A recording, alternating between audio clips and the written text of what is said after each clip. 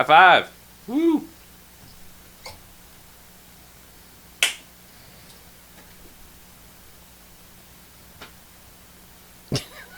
What? That's how the table gets it. High five! Oh. High five, Chuck! Hey, Internet. Yeah! High five! Woo! Self high five. That's called clapping.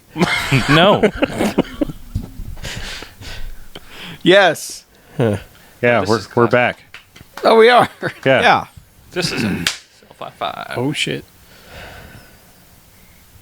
I can do a freeze frame self high five too. Weird. You're weird. Shut up, Chuck. If Yeah. that is your real name. Good one. Up, Chuck.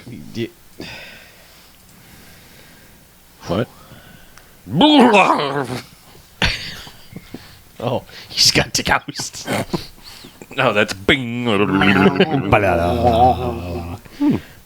no, we have 2 live streams. What will we do? Oh no. They won't know which one to click on. I don't know. Click on all of them. Click on the new one. Just click on one until you hear us speaking, and then... That'd be both of them. Oh. Yeah. Well, man, I just don't know then. All right. Ooh, So, hey, Internet, how's see it a going tweet. out there? I see a tweet I can read. Hi, Internet. Oh, tweet. I still don't understand the whole internet cable. The cable brings the internet Camera thing. to the camera. Yeah, but is it shooting internet at us? Yeah. Yeah, just Is that- right at your is that face. safe? It's blanketing the room with internet. Damn it. Is that safe? It's No, like a Connect. but internet's everywhere. I mean, we're all going to get it. Yeah, but I mean it's blasting right at. I see it's got an aperture there that's Yeah. so it's blasting a concentrated stream of internet on it. Is that like What's closest to me? That's why I'm sick. oh, Got the internet. got the internet item? You just had too much dip. I did. I had At a the lot dip of dip. party. Yeah. Hate too much. Is it like living under the living under the high tension wires? Yes. Enough That's exposure basically to what it, it's gonna It's gonna fuck you up. fuck you up. He's so sick he's saying curse words. Yep. I'm dying. Very carefully averting my eyes, I managed to avoid the Lucha spoiler tweet and muted the fuck out of them. Yeah, you should unfollow them. Good job. I don't know why they do that. Because they're stupid. Right. They just figure you'll be watching It live. could be an attempt to make you watch live, but meh. Yeah, well, maybe offer the network in something other than like 240p on anything other than Time Warner. Then maybe I will. Bam! Just got served, Lucha I believe Underground. PlayStation View also does not have does L-Ray not. network. Nope. And it looks like ass on Sling. The only Yeah. thing you can get without Ass on sling. Yeah, Looks like ass on sling. Come on, y'all. Yeah, that Ass does on sound like a sling. good thing, but Say no, ass it's on not. Sling. Get that ass on sling. The pussy on a chain wax, yo. What? What does that even mean? Put that pussy on the chain wax, yo. Jesus.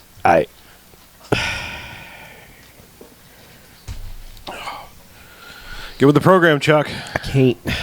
You can't? No. Man, Don't die on us. I won't. Don't die just yet. It's got all the phlegm. You got to edit the podcast first. Thanks. I appreciate that. Then you have my permission to die. Dubious. I like when plot summaries say dubious. Dubious. Does it say the plot of this movie is dubious? Huh? It's a dubious case of drug smuggling. Okay. What other case is there? I don't know. Curious case Cold. of drug smuggling? All the drugs just age backwards? Ooh. You can actually, cocaine starts on the table and then it goes into the baggie. And it's good for later. They're drugs that sober you up. Yeah. Boom! It's like Narcan. Yeah, that bullshit. Cool. I can go to work now. You snort them and you're like, man, I'd like to eat a salad and go to bed early. God. As if. Turning on all the lights in my house is a terrible idea. Sensible drugs. Boo. Boo. Yeah. That's like drink responsibility, which we talked about. That's Yeah. No. The whole reason No. I drink is to not be responsible. Thank you very much. Yes, drinking and smoking have to advertise against themselves, kind of. They do. You know, Smoking So- can't even advertise anymore. Oh yeah, but they can run all those lame ass truth commercials. Yeah, They're like, "You're gonna give your pets cancer if you smoke," and it's Yeah. true. yeah, it is true. But All my pets have gotten cancer. really, Uh-huh. how many pets have you had? Did the goldfish get it? Yeah. I was the first one to go. Man. Yeah. Goldfish are... the rat was the worst, because... Goldfish, it always goes undiagnosed somehow. They just I thought she was pregnant. Yeah. It was a tumor. Oh. Bill Billings Yeah, huh? Bill Billings. asks if we can please tweet the movie the night before so we can watch the movie of the week. We do that. We usually do. I was dying yesterday. Oh, Sorry. yeah. And, Also, and good luck finding this movie. Yeah, and the Patreon people, they get it. Usually it's on Fridays. Friday was a mess. A mess for most of us, so we didn't get it up till Monday. Yeah. So- No, usually we start on Monday. We start hammering it pretty hard.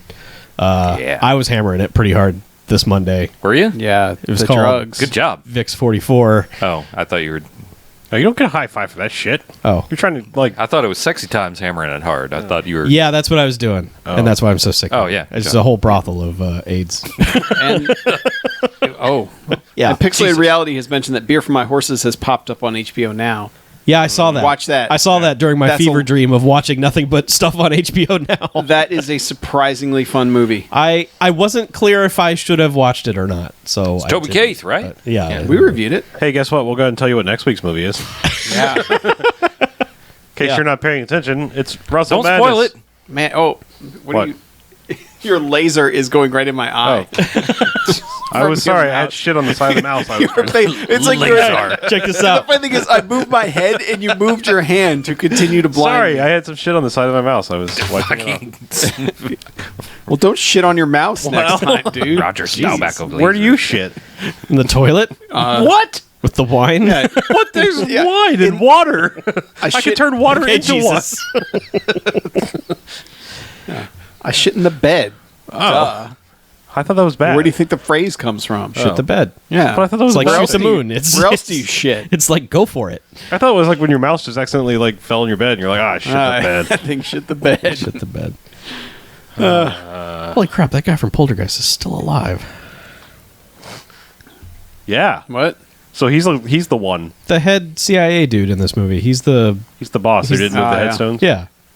Or he moved the headstones, but he didn't move the graves. So he Right. outlived Roddy Piper. Yes. It's fucked up. And everyone in Poltergeist 3. It's yes. fucked up. Did they die because of poltergeists? It's fucked Yes. up. That's the going rumor. Yeah. Yeah. Ghosts. It was cursed. Ghosties. Cursed.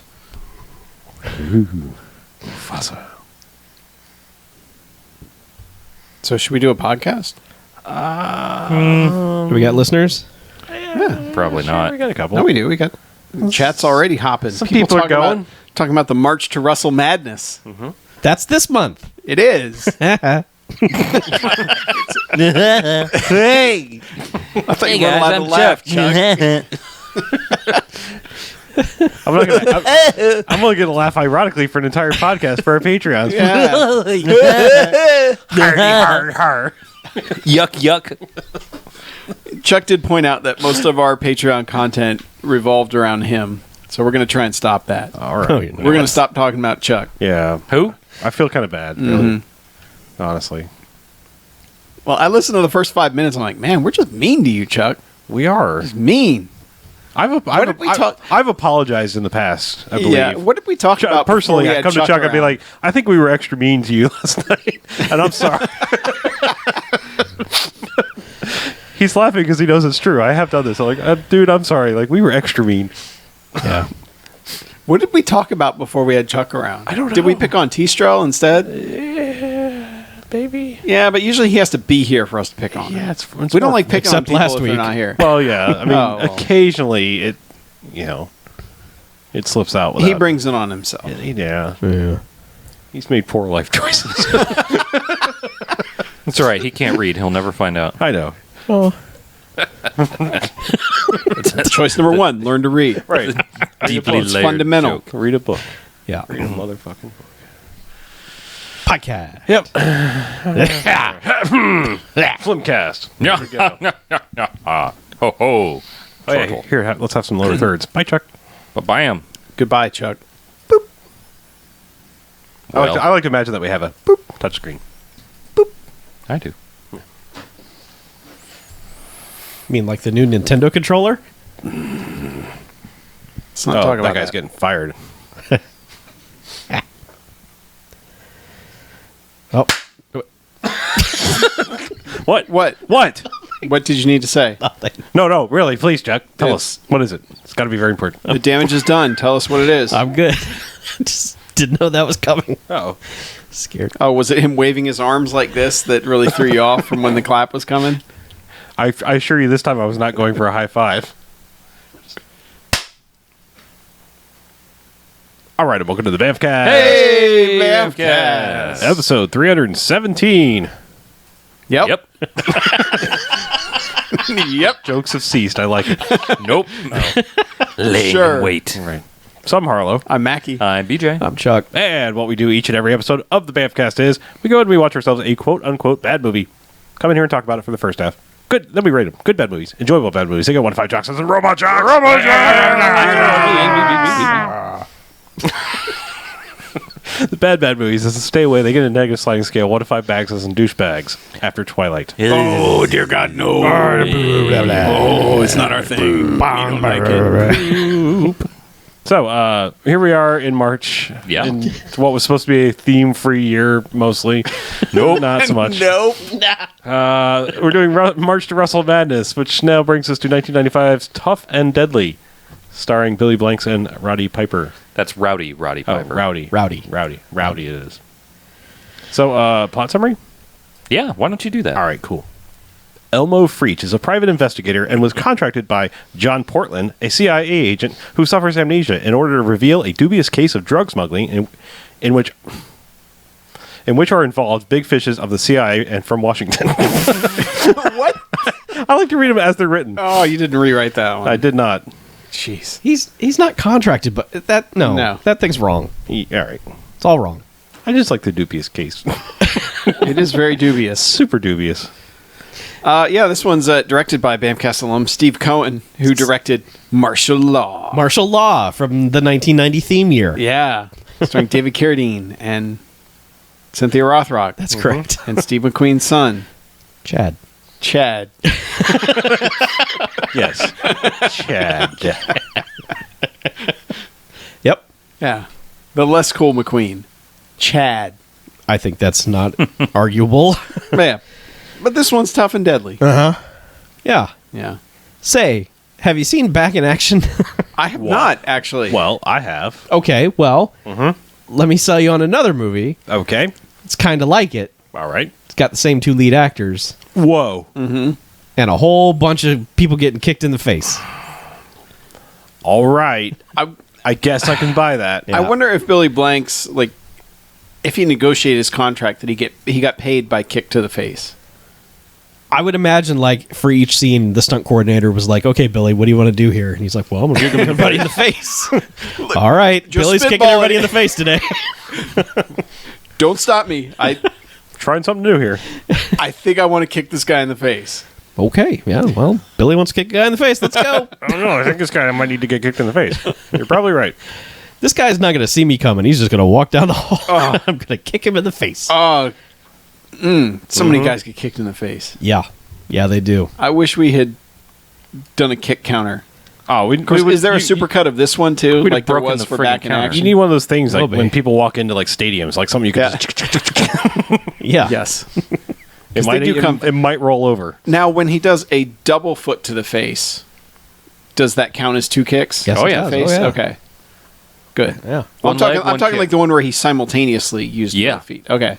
Yeah. Because there's also the like kick off the chest and then kick the face move. That's a chest kick and a face kick. One face But the other one, with 2 feet to the face, double face kick. Yep. Yep. Counting it. All right. But yeah. So that's back in action. Oh wait, no, no. it's not. It's Tough and Deadly. Correct. There are 300 face kicks, then some explosions. The end. Yeah. Let's rate it. We can talk about it a little bit more, probably. Oh, I would Can think we? so. Skosh. Just a little bit. Yeah. The biggest thing about this movie is that funky, maybe not even about this movie, plot summary aside, at no point do you really have a super firm grasp on what's going on other than dudes getting kicked in the face. Because there's what seems to be a fancy mansion. Well, first there's a car driving for a while, like all throughout the credits.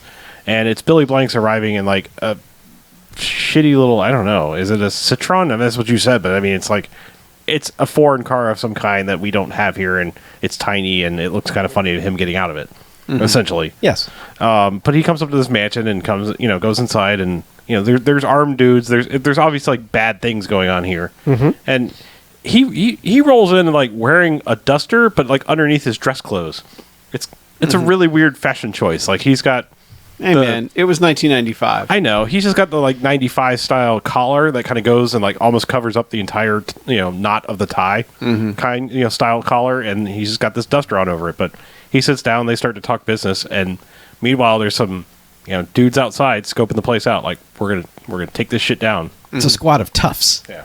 Led Yeah. by BMFcast alum Richard Norton, Yeah, Norton. who's been in a bunch of stuff. he has. Never really gets his due, and doesn't get it here either. No. But I mean, they roll up and like they hop over like one little ledge, and then it's like we got grappling hooks, yo. scale this house. Let's scale this house. Yeah. And they just start sneaking in and, silencing people with their silencers. And they're murdering everyone. I mean, there's the like butler goes first. the butler gets it. There's a lady just sitting there reading a book and drinking wine, and She gets she it. gets What it in did the she do to forehead. deserve getting shot in the forehead? Wrong place, wrong time, man. Yeah. She's whining too much. Yeah. But and they've got like video footage. They actually Could drill break you a at hole. any time. They get upstairs, drill a hole in the ceiling, and put one of those little pipe video cameras. Yeah. And they're like, they're in down it. there. And they're like, all right, you got targets at 9:00 and 2:00. Yeah. Because they're sitting on the couch talking to each other. And Billy Blanks immediately knows something's up because he's able. The guy turns the corner. The one dude gets capped in the forehead that's talking to him. Yep. And the other one tries to fire a dart at Billy Blanks, which he jumps behind the couch and dodges. And then commences to start kicking people in the face. Yep. Right away. A lot of people get kicked in the face. Yeah. My note for this is in all caps: face kick party. That's fair. Yeah. It's mainly. Because there's a point where I was like, does he even know how to punch? Because all he's done is kick. Yeah. Well, he dives out of the chair to avoid the dart, and then like guy busts in and kills the dude he was talking to, the important guy, and then it's just like spin kick party. He's just kicking like these guys out and like through the doors and windows and everything. Over balconies. Yeah. Yeah. Oh, yeah. But it's mainly between him and Richard Norton. Mm-hmm. It's just. Yeah, and then there's one other henchman that kind of helps a little bit, and that guy eventually gets kicked off like a ledge. Yeah. Because, Yeah. Well, he gets defenestrated and then kicked off a ledge. Right. Yeah. But yeah, at some point, somebody shoots Billy Blanks with a dart, after he's beaten the crap out of everyone. Yeah. And then he gets groggy and groggier, and Well- then they just beat the crap out of him. For a long time. Yeah. He continues to sort of try and fight. And they're just mad that the face kick party was happening, I guess, because Yeah. it's the one guy pinning the arms back and the other one just punching him in the gut over and over and over. Yeah. So, yeah, they've Yeah. knocked that guy out. Yep. So, Well, I mean, someone's up to And no at good this here. point, we basically know nothing about anything that's going on. right, exactly. No. The conversation lasted for about 20 seconds before face kicking started. There was no time to establish anything that was happening No, here. No. nothing. Yeah. No, but so for all we know, Blanks is a bad guy. We don't really know. He seems to be in a place with shady shit going on just because we've seen movies. But he gets taken away by these other guys. It's like, well, this is kind of but it's sketchy, too. also made clear, obviously, that they don't want him dead, Right. Because they're trying to hit him with the dart, Right. to So, yeah. tranquilize him. So they've got him. He's like a tiger. Yes, he's like a tiger. That's the only way they can approach him without getting kicked in the face. Meanwhile, back in shitty LA, Chalet. there's a shitty hotel with a whole bunch of shitty lowlifes hanging out in it doing drugs. Shrugs. with a hooker. Mm-hmm. And Roddy Piper is there to bring one of them to justice Oh, yeah. because he's a skip tracer. He's a skip tracer / PI. Yes. And he's there to get Tiny, who's a big guy, Haha. doing a lot of PCP. That's an ironic name. Mm-hmm. Yeah. But yeah, they're doing the drugs. And and Roddy's just like, all right, come on. Let's get this over with. Let's go. Yeah. And they're like, no, I'm doing this last line before I leave. Well, there's another guy, like his crime partner is in the room, and there's a shotgun over in the corner, and he keeps like acting like he's going to go for it. And Piper's like, you're not worth anything to me. Go ahead. Try it. Yeah. Doesn't he say, I'm looking forward to shooting you? Yeah, basically. Yeah. It's like, you're not worth a nickel to me. Yeah. But eventually the guy's like, I got to do my last line. He's like, no, we're going. And the guy ends up tossing the table at him. And they get in a brawl in the room. And the thing about Piper, I wonder if like stuntmen enjoyed working with him or not. Because there seemed to be some like genuine hits going on This scene in the seemed way like... he does a lot of stuff. Yeah, this scene seemed like, hey guys, destroy this room. Yeah. Just fucking murder this room. Yeah, but I mean, it's almost like I wonder, like the whole Keith David They Live thing, where they're like, "Yeah, we rehearsed it, we figured it out." If he thought that's how they all are supposed to go, or what? Because I mean, like, there's a part where he just wails on this one guy. I mean, just wails on him. Yeah. I mean, And when he hits the dude with the chair, I mean, it may be a breakaway chair, but he hits him like as hard as he possibly can with that chair. There was a point there when he was kind of going at him, like hitting him and stuff. It was like, dude looked like he was actually angry at this other actor. Yeah. Like they had beef. Yes. Like he went in a fugue state and was just Yeah. I mean, it's He saw Hogan and was just like, man, I'm so mad at you.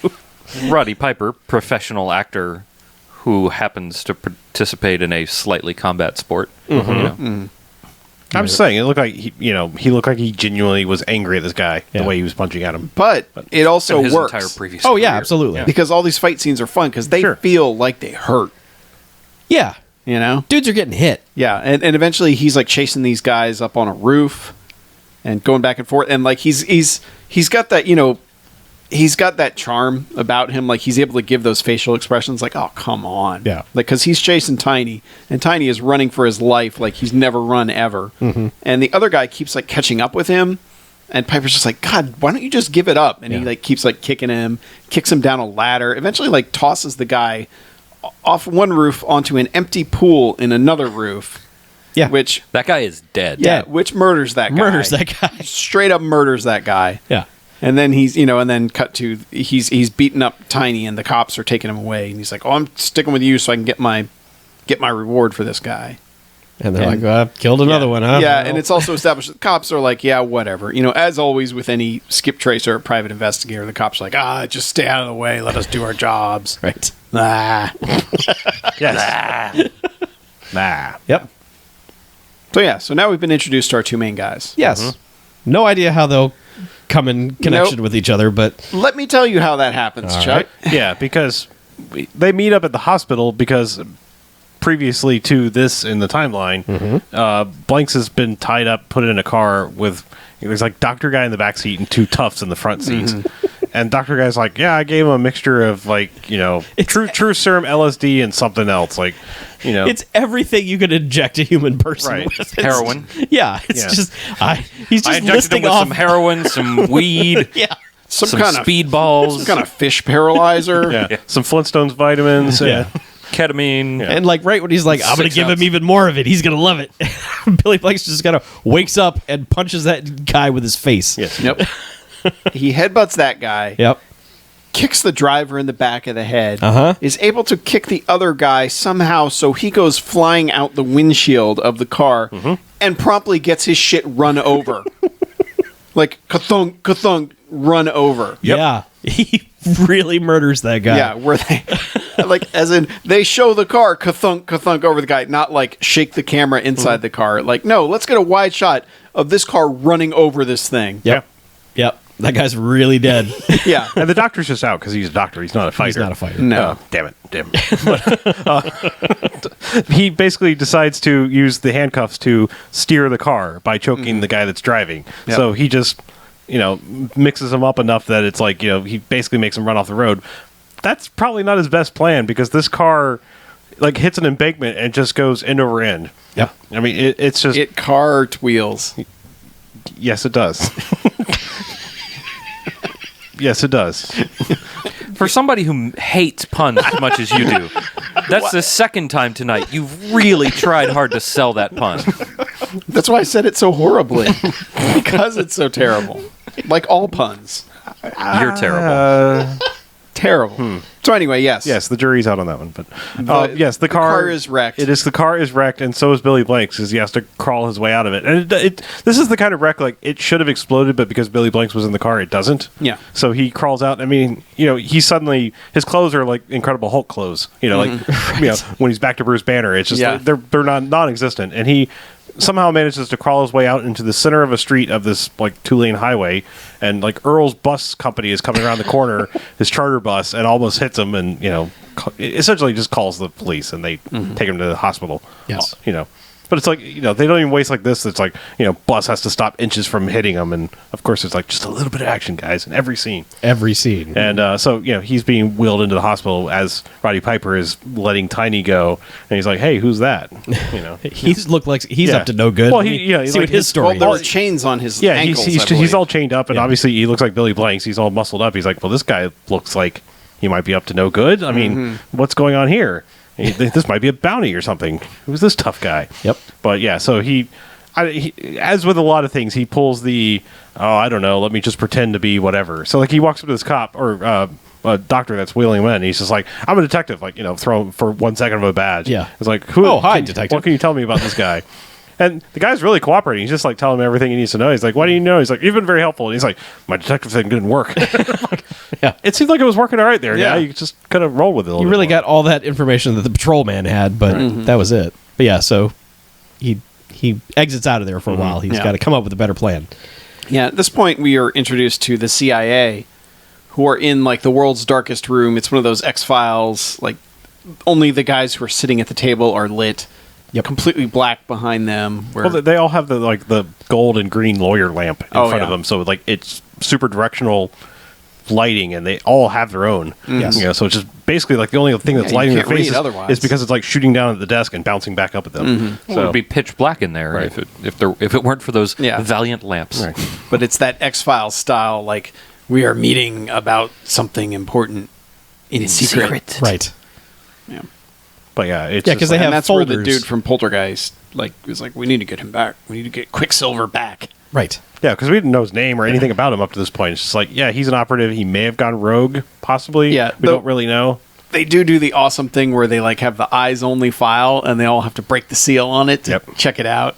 And it's just a folder with 2 pictures in it. Yep. Where it's like, this is what Billy Blanks looks like. We called him Quicksilver. He was at this guy's house. Everyone in this house is dead.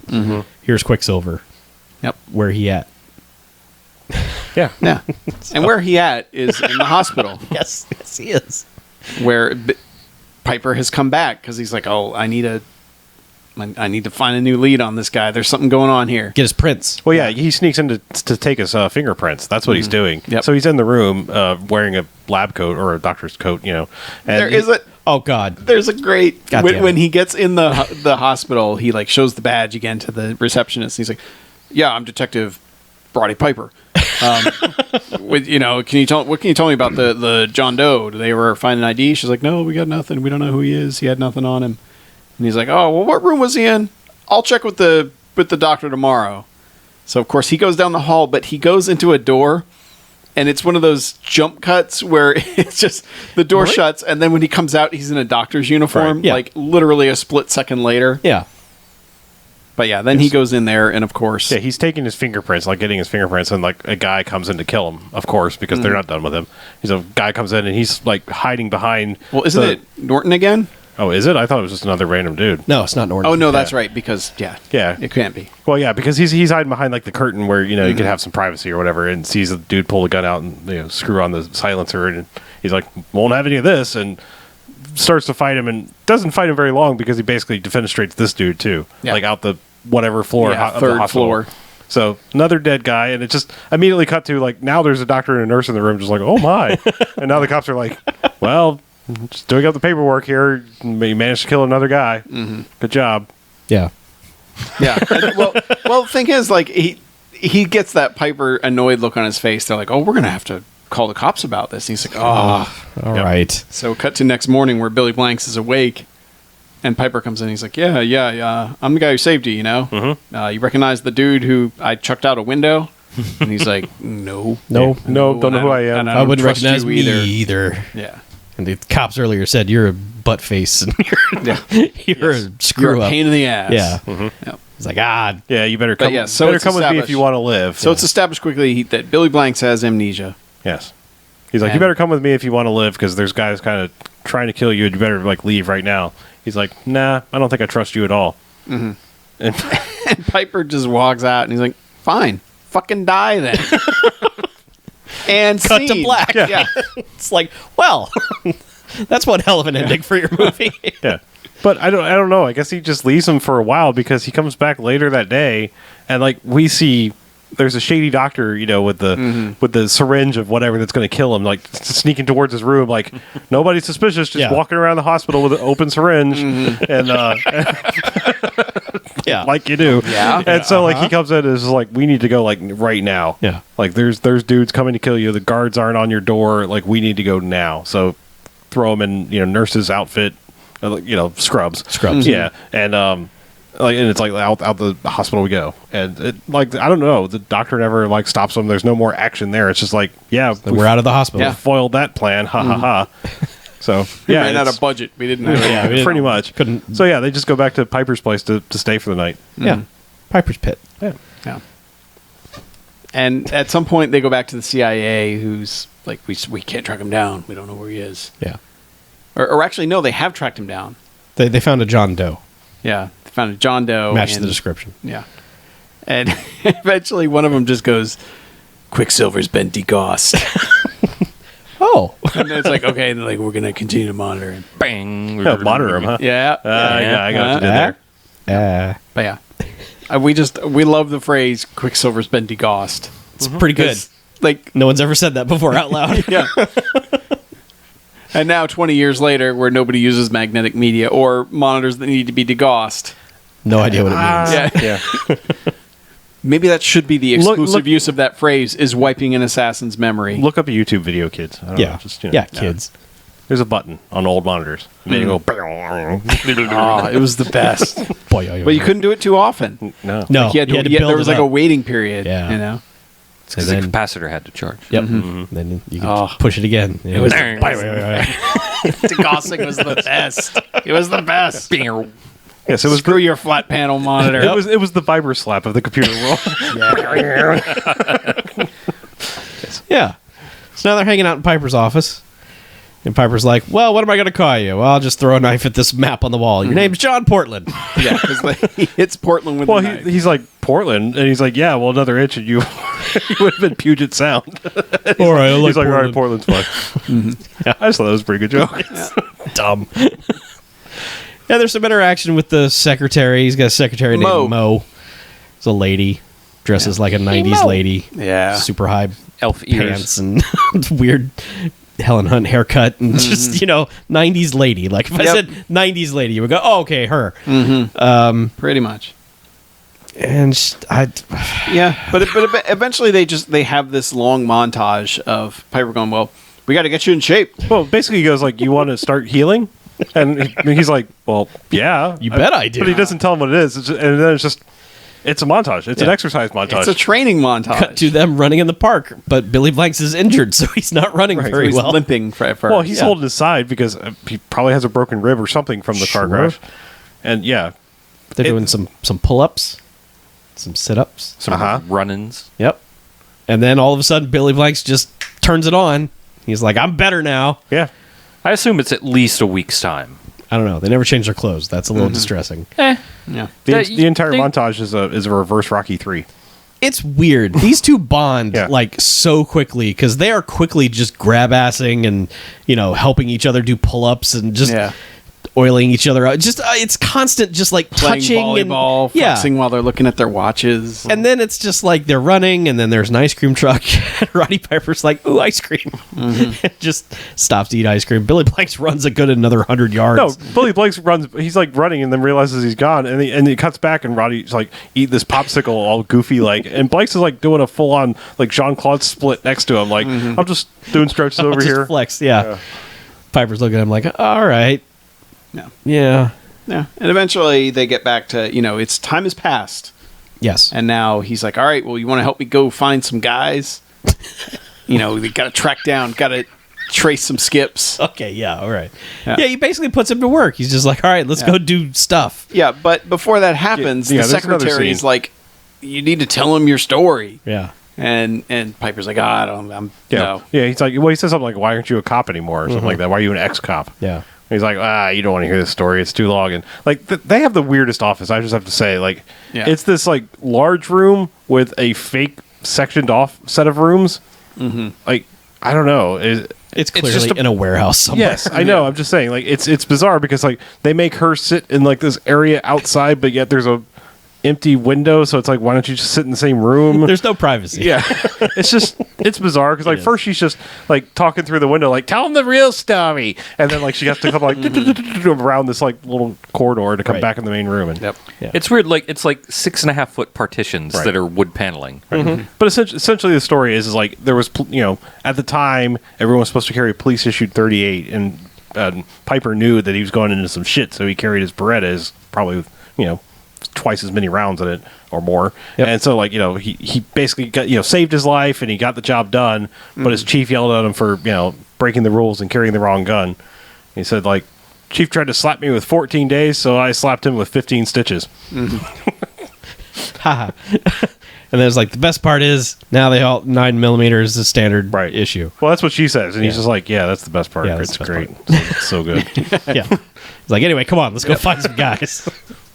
Yep. So they go to the bar. It's like a country bar. Yeah. They're looking for a guy. Yeah, they're they're just just like, "This guy, Tracking down a we guy. need this guy." Mhm.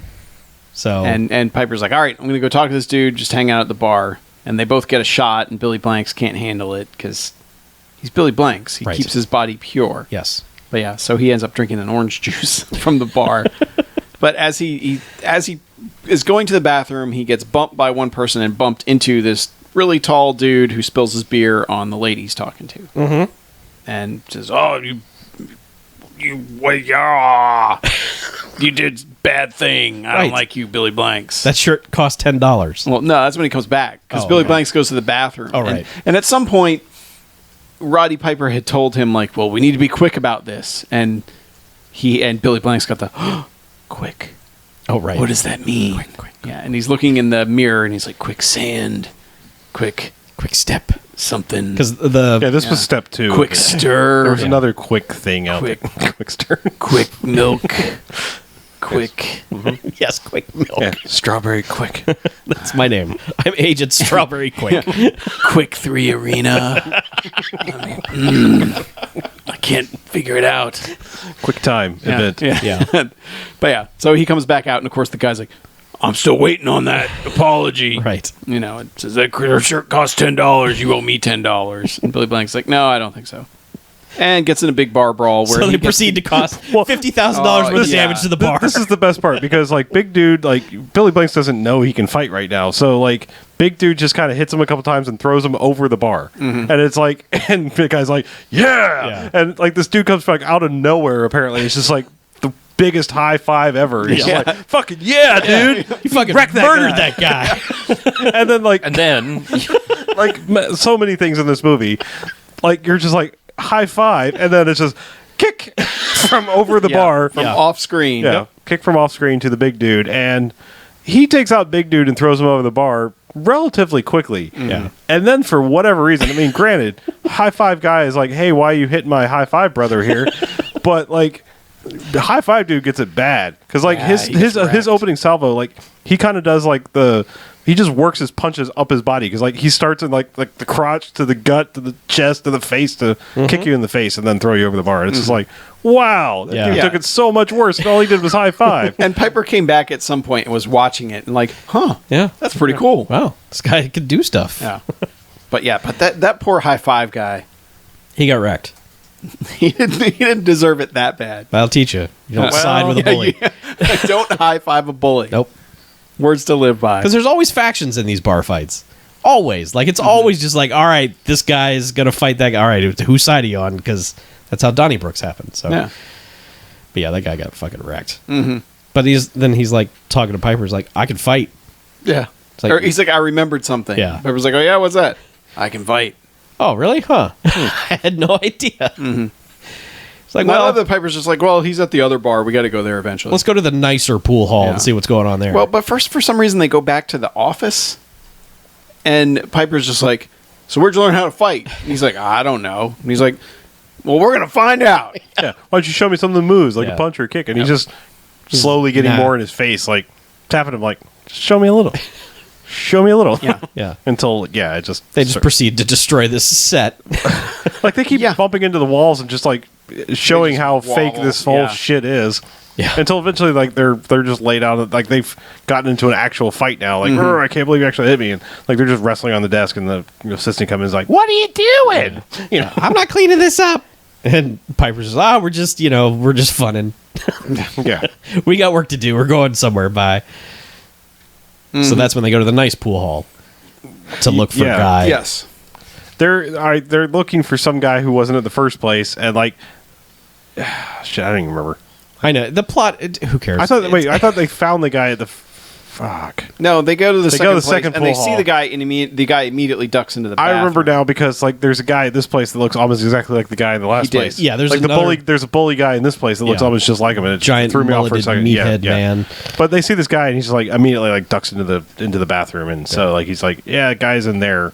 I got to go deal with it. And the big dude steps in the way, like, where do you think you're going, kind of thing. And yeah, they just like immediately start a fight. Well, this is Piper's turn to fight. yeah, this is Piper's turn to So fight. Piper's fighting this bar's version of giant meathead Yeah. man. Right.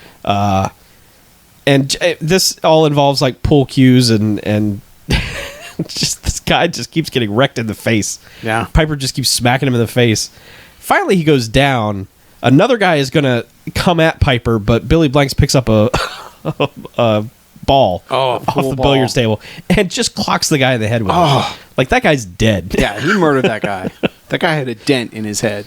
And then another guy comes up to Piper, and Piper's ready to just murder him. And he's like, whoa, hold on. That's my pool cue. Can I have it? He's like, oh, yeah, it's a good stick. Thanks. Guy's like, yeah. I never did it like anything like that for me. Right. Yeah. And then Piper goes in the bathroom, drags that guy out.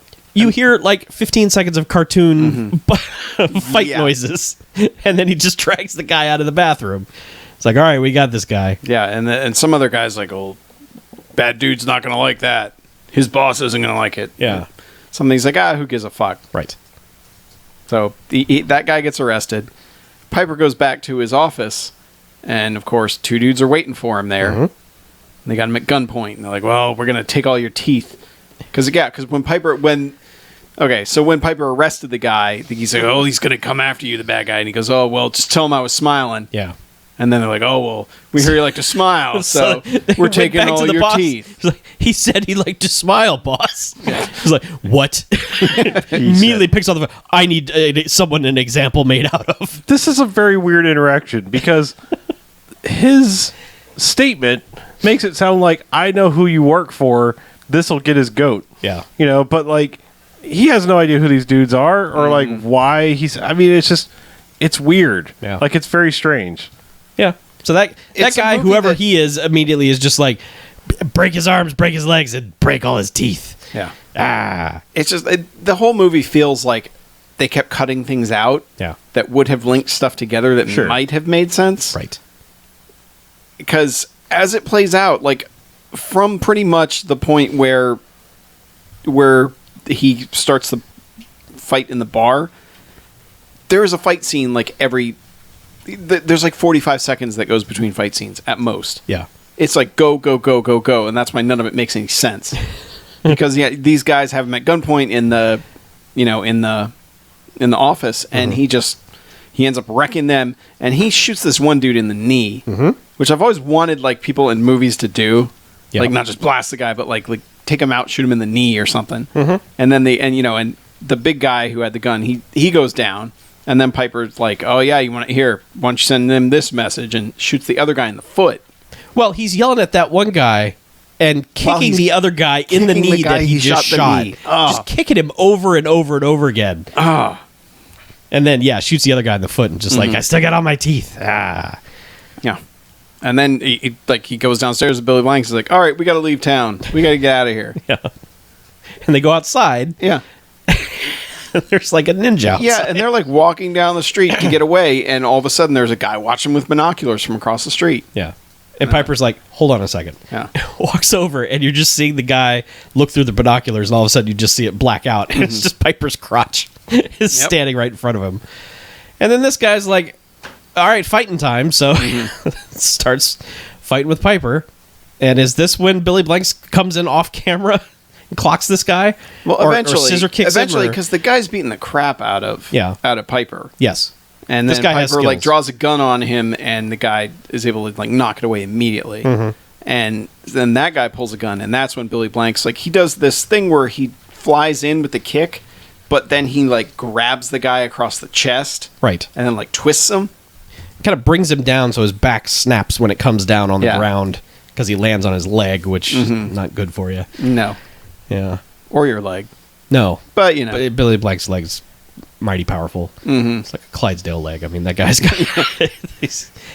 guy's got muscles. So I don't know. They're like, okay, guy, we just fought. I don't know. Yeah. Well, he's like, who sent Good you? one. Who sent you? Yeah. And it's like, oh, same dude. All right, All fine, right, whatever. So, Yeah. And he's like, man, we got to find somewhere to go. There's a whole bunch of, all right, there's these guys who might be CIA who are working with the henchmen guys, and there's some sort of drug thing happening. So it's like government guys, mob guys, drugs swirling around. Yeah, and the CIA guy that's in it was Jackie Childs in Seinfeld, and you'll recognize him from all over the place, and his name, of course, escapes me just as I say that. Phil something. Yeah, Phil. From Seinfeld. Phil from the thing. Phil Morris. Okay. Is his name. Yeah. Oh, Philip Morris, yeah. Yes. Okay. But yeah, you will recognize him as soon as you see him. But anyway, But again, he's like the CIA guy who like keeps trying to check in, and you realize that he's working with the bad guys eventually. right. Meanwhile, the poltergeist guy is still meeting with other CIA agents, and this guy Phil Morris has to keep reporting back to him like, oh yeah, we thought we had him, but nope, we don't have him. No. We don't know what's going on. Apparently wasn't degaused enough. Yeah. Because he's still fighting dudes. Yeah, like from this point in the movie, it gets a little weird. Like from here, like right around this point to the end of the movie, it's like if it was shaky with the plot before, now it's just like now nothing makes sense. I don't know. Let's go kick some more dudes in the face. Yeah, it's kind of like I don't know, but at least somebody's getting kicked in the face. Well, they go to a buddy of Piper who's got a giant house, and they're the just middle like of nowhere, theoretically. Yeah, they're just like, we're gonna hang out here, and Piper's like, I'm gonna go get snacks because all you have is rice cakes, and you're an idiot. So he goes to leave, and immediately the bad guys are there, and they just start shooting up the house. Well, the thing is, the guy's giving like his backstory to Billy Blanks, and it's totally Walking Dead style of like, oh, we just learned something about you. You're dead. Yeah, exactly. Because he's like, yeah, you got me this sweet job as an accountant at and then blah blah blah blah. Right. And Billy Blanks immediately is just like, I'll pretend I was shot. So like sticks his fingers in the guy's gunshot wound and just rubs blood on his forehead and pretends to be dead. And the guys come in and they're like, well, I guess he's dead. And then waits for them to go leave the room, and Blanks pops up behind them and just starts kicking them. Yeah, and eventually some guy tells him, oh, well, they sent us to, it's nothing personal, we got to take you out. Yeah. And there's not much, but he gets to murder the guy from the very beginning. Yeah, Richard Norton. Yeah, by defenestrating him, of course. Not only through a door, but then off a balcony. Yeah. Through a like little Lanai or whatever it is. He had to work through that door too. Yeah. Like that door was not That breaking door away. didn't give easily. The guy was really pushing his back through it as he was being kicked out. So Yeah. yeah. Then they researched some phone numbers. Yeah, Roddy Piper got phone numbers from this somehow, and this means that... Well, okay, so they've burned like every safe house they've got. So they go to stay with Mo, the assistant. And the weirdest thing happens when they knock on her door. It's like late at night. And they're like, Piper's like, we're here. And she says, I'm very tired. One of you is just going to have to watch. Like, wait, what? Yeah. What on earth? And then I cut think to... that means what you think it means, Chuck. Yes, I know, but it's very odd because then cut to the next morning where they're all just like, good morning and having coffee. And then it's like, I think she likes you. Piper's like, no, she doesn't. They played that whole thing afterwards. And that also has no bearing on anything ever. So, I don't know. But then they have a montage of calling phone numbers to find out what numbers they are. Yeah. And they basically, figure out that most of the calls are going to this supposedly abandoned army base. Yeah. Some shipping people. And then there's one number almost always before calling the army base that's 555-0000 in Washington. And Billy Blanks is like, I remember that number. And they're like, well, It's like, what of is course it? you do. It's the easiest number to remember ever. Well, from this point on, every time we see Billy Blanks, he's just like, I remembered more about myself. I was this guy, and I did these things and drugs and things, and my name's Quicksilver, and that's a number for the CIA. Yeah. Yeah. Well, I don't think he even knows all right. that. They call it, they're like, it just rings once and then beeps like a fax machine. Yeah, He's like, every time he's reintroduced, Right. he's like, I remember more about myself, Roddy Piper. yeah. Well, they don't know it's the CIA. They don't know the CIA is involved yet No. until they are driving down the road, and do they realize they're being followed? Is that what it is? Yes. Okay, so they realize they're being followed, and so they pull over behind this tow truck, and apparently, in a matter of seconds, convince this guy to pick the car up, Just tow it away. let them be in the car, Yeah. and if they ask, tell them that I dropped him off at the bus because the car pulls up.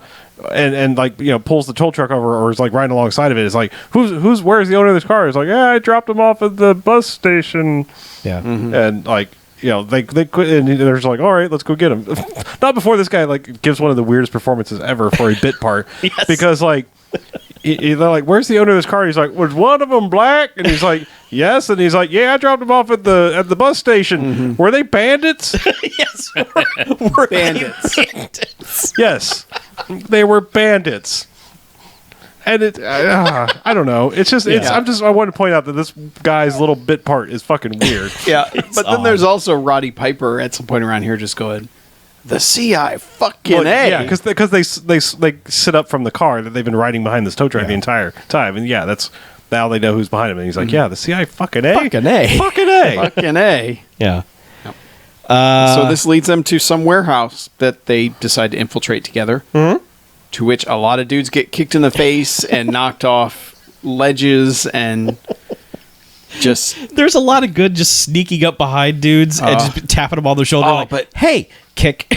there was one, Harlow was just like, yes, yes, all of this, Well, yes. So there's I don't remember exactly why, but there's a point where they split up because Billy Blanks goes here by himself, and I don't remember how they split up, but they go back to the house, and he's just like, we're gonna go get food, and he's like, here's my car keys in case you decide. No, that's later. That's later. Is it? That's later. Yeah, This one, they went here together. They just infiltrate this warehouse because I think they're looking for the heroin boss who had been sending the guys to kill him. All right. But that's like where Billy Blanks runs up to the crate and is like pressed up right against it. There is one particular one where he runs up to this dude, face kicks him, which makes the guy immediately fall over, and he catches him to not make a noise. Yeah. I mean, it's like the kind of cool shit that's like in the military things you want to see, where it's like, but then immediately just fucking unfolds it because the next guy comes out. It's like. He this kicks guy, a barrel. He kicks a into the barrel at him, guy. and the guy has a metal pipe, so it's just clanging off of everything. And I'm like, well, so that awesome move you just did a second ago is completely invalidated because you've just struck out the band here now. Yeah. But they make a lot of noise. And But fight. yeah, that was HBK just- is here. That first one though, it's such a precision kick to the face. It is. But then catching the guy. But now, okay, it's in this scene where there's a moment where either a bunch of guys are coming at Billy Blanks or someone's going to start shooting at him. So he sees a vent and he goes and dives into it head first. Fucking high dive lands a floor below on his head, rolls out and just, without knowing there's a dude there, rolls into kicking that guy in the face. Yep. Like, Yep. the tube is barely big enough for a normal man to get down. He lands on his head, rolls, jumps up, kicks guy in face, and just runs off. Yep. And there's also a scene where Roddy Piper is following a guy down the stairs, like right behind him. Yes. And then eventually the guy is like, "Hey, wait, what?" And then, and then Piper just wrecks him. He is it Piper that does the move? There's a like Blanks does this move where is it? I don't remember if it's this part even, but like he stands outside of a door and does a split. Is that the later one? Like he does a vertical split, like leg down, leg straight up, and it's in this scene. Waits for this dude to come through the door, and basically just like brings his He brings his chops leg down to... but not only breaks that that, dude's leg. not only that, like he That knocks dude's this arm dude with his down, leg. but like the I believe he tosses the gun up, and Billy Blanks. Oh, just that part's later. Oh, is it? This Okay. part is just he just All right. knocks the gun out. There of this is a guy's lot of like when guys get taken out, they go whoop, and the gun goes flying in the air. Sure. Like almost like Uncharted. I'm just saying, there's one, like, I don't remember if it's this or later, but, like, dude gets, like, the blind side from behind the door. Yeah. Like, kind of goes, and throws the gun up, and, like, whoever did it just catches the gun and is like, yeah, I got a gun Blanks. now. That's the next scene after Yeah. this. All But right. yeah, so But yeah. they wreck everyone in the warehouse, and they're like, all right, we wrecked everybody. Let's go home Well, and chill they're for a like, while. well, he got away. Yeah. Right. Sure. That was the thing. They went there to take this guy out, and he got away. Yeah. And there's two guys that like line up and are like, "Oh, all right, we're ready to fight you." Oh, and, right, And they yeah. both kind of look at each other, and then they just pull guns on these guys, and goes like, "Oh," and then they get throat chopped by both of them. Yeah, so you're just walking by And they punch. just walk away, which is like, if this had like a regular Hollywood trailer, that would have been like the final bit in the trailer of just the like little tough and stinger. deadly. Right. Yeah. So then they go home, and it's like, let's chill out and listen to some music. Right. Okay. A scene completely out of place for like where it takes place in the movie. And it's just like Piper's listening to his rednecky bullshit. Yep. I'm a little bit country. And Billy Blanks out of nowhere produces a CD like, no, I'm going to listen to my music. Puts that in, and it's just generic rap bullshit. Yeah. And then they just keep hitting toggle back and forth to each track. Until Mo comes out, brandishing a firearm at both of them. It's like, stop! Yeah, she's like, stop fucking with my stereo. Like, like she wasn't even like, guys, Yeah, knock it off. no, she's It was just like, I've got a gun. Stop fucking with the stereo. Sick of your shit. Yep. Yeah. But So, then apparently Roddy Piper's always hungry because he's like, we need to go get some food. right. Mo's hungry. Let's get some food. Mo and I are going to get food. And Billy Blanks is like, yeah, well, I'm going to, wait here. yeah. Oh, yeah. And by the way, I remember my name. It's and all that Quicksilver. stuff. Yeah. And Piper's like, okay, cool. We'll talk about that after we get some pizza. Yeah. It's like Jake Quicksilver. Yeah. It's like, okay, buddy. Yeah. It's like, all right, cool, whatever. Jake, John, whatever. I don't know what to call you. Yeah. Just stay here. We'll be back in a while. They don't even consider inviting him. It's just, we're going to go get food. Yeah. You wait here. And Billy Blanks is And like, he's I'm also not like, waiting yeah, here. if you want to do anything, here's the keys to the car. Yeah. So he goes to the So army of course base. he goes to the army depot. He's like, all right, I'm going to fucking murder everybody because I remember. Yeah. I'm a murder machine. That's what I do. So he goes. Yeah. And then he just starts annihilating dudes, but gets caught fairly quickly. Yeah. There's the final like drug deal is going down of whatever fuck who knows what is happening in this movie, but it's the final one of them, whatever it is. Yeah. And Phil Morris, the CIA guy, and then the cheesy dude in the fedora that's the leader of the drug gang. You know, and it's like, oh, well, we've got bags of drugs. Yeah, you got my bags of money? Yeah. He's like, not all drug dealers.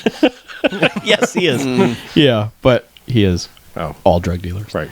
So yeah, they're arguing over, well, give me the money first and blah, blah, blah. And Blanks is there randomly fucking up dudes and kind of gets caught. And then Piper comes home, is like, oh, Billy Blanks isn't here. I bet he went to the army depot, that son of a bitch. I have to go get my car back. So he goes and drives up and sneaks in also. And Billy Blanks had been captured and put on tied to a chair. Of course, this doesn't work. No. Well, no, because like two guys are watching him. One guy's he's kind of taunting one guy like while he's in the chair. He's like, "Yeah, well, I know you're not going to kill me because like Big Dog wants me alive. So whatever you say, meh, I'm rubber, you're glue." You know. And so the guy's like, "Whatever, I'm going to take a break." Yeah. Which of course leaves one guy watching him. Which he's like, hey man, I'm going to stand up if you don't mind. He's like, yeah, I do mind. He stands up anyway. He's like, did you not hear me? And he just starts going like all stone faced. Like, I was like, hey, did you not hear me? And of course he gets close enough that Blake's just like, I'm going to wreck you. Yeah. I'm going to wreck you hard. Yeah, he beats the shit out of this guy and eventually ends the fight by putting the leg of the chair, the chair has that brace between the legs on the bottom, puts that on the guy's neck. Yeah. And the guy's like, oh. And then pretty much kind of just crushes the chair. Well, yeah, he's getting the keys out of the guy's pocket first so he can untie himself. Yeah, and then he crushes the chair on the guy's neck. And the way they frame the shot, it looks like he cut the guy's head off and the guy's head was just gone. Right. Because you see the body kind of shake a twitch a couple times. Yeah. And then then he's done. Mm-hmm. Yeah. I thought for sure at one point Billy Blanks was going to kick a guy's head off. I just felt like it was coming the number of times he's kicking dudes in the head. And it was either the warehouse scene or this one where there are 2 or 3 guys that he just kicking repeatedly that I was just waiting for a dummy head to fly off. Right. Just to really seal the deal of, good Lord, he's a kicking machine. Well, there's one dude in particular, like, he just doesn't look like he should be fighting even at all. Yeah. Like, he looks like an 80s, like, district attorney in a movie. And, like, that dude takes it in the face, like, 7 times in a row. Just roundhouse kick, roundhouse kick, roundhouse kick. Yeah. And it's like, yeah, I was expecting the same thing. I was just comically his head to just fly off. Yeah. Well, there's only one guy he doesn't kill with a kick, I believe. And it's the dude when they're, like, when they're taking him out in the house, like after they killed the accountant buddy, like where he just punches the dude so hard in the chest that he stops his heart, apparently. Yes, that guy just sort of freezes and then collapses into a pile of former dudes. So we know that he can kill with his fists. Yeah. He just chooses not to. Feet looks cooler. Yeah, kind of does. And you get to spin around. Yeah. But yeah, It's so better to have blood on your feet than blood on your hands. So yeah, he's doing that. Ancient Chinese proverb. Piper has shown up and he's taken the money.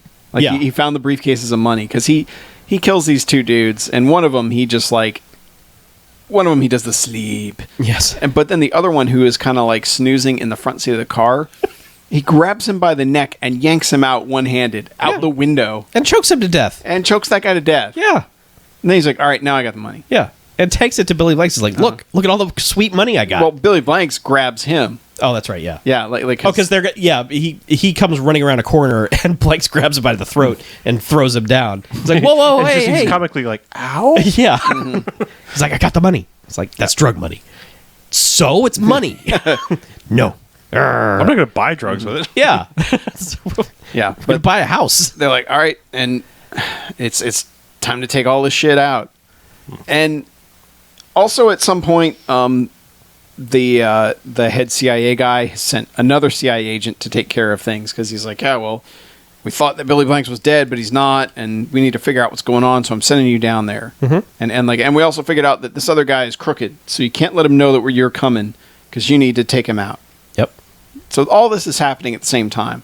So they're just going around, like, he and Piper are just going around murdering dudes. Like, he gets grenades at one point and just, like, gleefully tosses it into a building that 3 guys just went in. It's so great. No, like, he's running by and, like, he yells out to the people that are, like, out in the crowd. He's like, In there. hey, he just went into the depot or something Yeah. like that. And so they're all like, oh, into the depot. And, like, he gleefully runs by and grenade into there. Yeah. So he basically lures them in there. And It's like throws a one of the grenade. few times Billy Blanks shows any sort of emotion while doing this. He's like, I get to blow this guy up.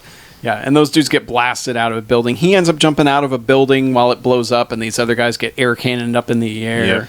Yeah. He does a really good jump out of a building. Oh, like, yeah. I just launched a grenade. There are several shots in this that are, like, whenever you think of guy jumping out of explosion, there have got to be ones they've stolen from this movie just because there are a lot of, like, it's night, so it's, very dark backgrounds, and the explosions are just super bright. Like, they didn't adjust the camera for the brightness of the explosion. Yeah. And so you just have this, like, bright, crazy explosion and silhouette of dude, like, coming towards the camera. So there are, like, a ton of those in this entire... there's just a ton of craziness going on here. There's a point where Billy Blanks kicks a guy's face through a car window. Yep. Well, the car window's down, but he still, like, just flying kicks this guy inside the car. You just see a guy sitting in a van and all of a sudden, shoot. Yep.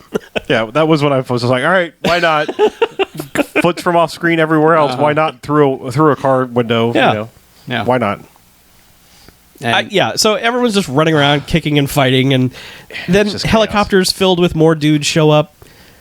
And which is the CIA. Like which I never really understood, but somewhere a minigun comes into play. It looks like it's supposed to be mounted to a helicopter. Yeah, that's right after this because the other CIA agent shows up and he's like, and of course they're working together. We think he's the guy who shows up and is going to like, oh well, Billy Blanks is saved. Yeah. Nope. No. This guy's like, oh, he's got our drug money. We got to find our drug money. What are we going to do? And eventually they've got Billy Blanks, and Billy Blanks ends up taking that guy hostage, kind of. Yeah. And he's like, well, I'm going to kill you. If they're going to kill me, I might as well take you with me. Mm-hmm. And that's when the CIA themselves show up with the old guy who's like, oh, I knew they were crooked all along. Yeah. And these are the helicopters with miniguns and whatever. And they just decide, fuck this place. Fuck everything about this place. Well, okay. I don't think the footage of any of this was actually part of this movie. Oh, I know, but the way it plays out, and this, we were all like, what just happened? Yeah. Like, what is... Well, because there's just this shot of a minigun, and like it's very confusing because you would think it's supposed to be on a helicopter, but there's a device inside one of the warehouses later that was like, is that supposed to be a robot that had the minigun? Yeah, I don't know. There's a thing sitting there, and I'm like, I swear it looked like a short circuit style thing on treads, but with fucking miniguns. And I'm like one of the chopping mall robots. Is that where the miniguns were? Because it's not very clear. Because the only thing you ever see is just this close up of a minigun go, and then things exploding. There's this one giant warehouse that you never saw anyone in this movie actually in that keeps exploding at various points, and you're just like, okay, they punched this up with something else because they didn't have an ending for their movie, which never had a story to begin with, but whatever. Yeah. But I don't know. They win. They do, yes. I mean, everything blows up and they win. Yeah, everything blows up, and Billy Blanks gets I believe they have to dive out of an explosion at one point. He gets to kick the crap out of Phil, the CIA agent. Yeah, he and it looks like the actual actor is getting kicked by him a few times. Yeah, because he doesn't ever react well to a lot of the kicks. He just acts like, okay, you just kicked me, and now wait for the next kick, and, he's not reacting like I'm getting the shit beat out of me. But eventually he gets the shit beat out of him, and that's the end of that. And the old guy from Poltergeist is like, all right, well, good job, everyone. And they gun down the other CIA agent after he's been beat up. Yeah. Yeah, Billy Blanks gets shot somewhere. Just like one of those flesh wound shots. Right. Oh, yeah. Not going to really stop them, but it's like everything blows up. They win, and it's like next day they're trying to take Blanks to the hospital. Yeah, it's like the morning, and all the influences are there, 90s movie style thing. And Roddy Piper had stowed away on the heroin truck. Oh, that's right. Yeah, the main bad guy was in. Well, yeah, because it's just him in the truck. It's just the bad guy in the truck, and he's like hiding out the back. And there's just a point where he just explodes from the back of the truck to the front of the truck, into the cab, and it's just like, he just excuse smashes me, through the wall of the cab. Well, I think he says heads up and then smashes his head into the steering wheel. Yep. right, and then throws him into the driver's seat and drives him back, but punches him a couple times so he's out. He puts his hat back So on. the chief guy, the poltergeist guy, is trying to get Billy Blanks to the hospital, and here comes this truck just into the scene. He's like, hold up, it's my partner. Yeah. It's the old Die Hard thing. Like, he's with me. Yeah. Yeah. And he just gets out and goes, whoa, hi. Because I'd like you to be the director of the CIA. He was like, oh, really? No fucking shit. Whoa, hi. Nice Smack to my meet ass you. and call me Sally. I mean, it's just things like that. Yeah. And Billy Blanks is like, can we get him some money? Yeah, he kind of helped me out. Yeah. And he's like, yeah, we'll compensate him. He's like, oh, yeah, cool. What's that mean? Yeah. He's like, a lot of money, tax-free. Sweet. I'll take it. And they're like, okay, we're going to take him to the hospital now because he's dying. And Piper's like, can I come? Yeah, there's like, Yeah, he's not good in hospitals. Yeah. It's like, all right, come along. Yeah. And they get in a He helicopter. hops on the chopper and leaves. And Well, the helicopter doesn't actually take off because the movie's too low budget. But yes, But yeah, then the movie And credits. ends. So all the kicking stops, I guess. Well, presumably it continues somewhere, but They should have just had kicking sounds throughout. sure. Imagine the various fights that happened on the way to the hospital. The end, I guess. yeah. Credits signify that. So yeah, Yep. tough and deadly. do they? Is that how that works? Sometimes. No Stargrove.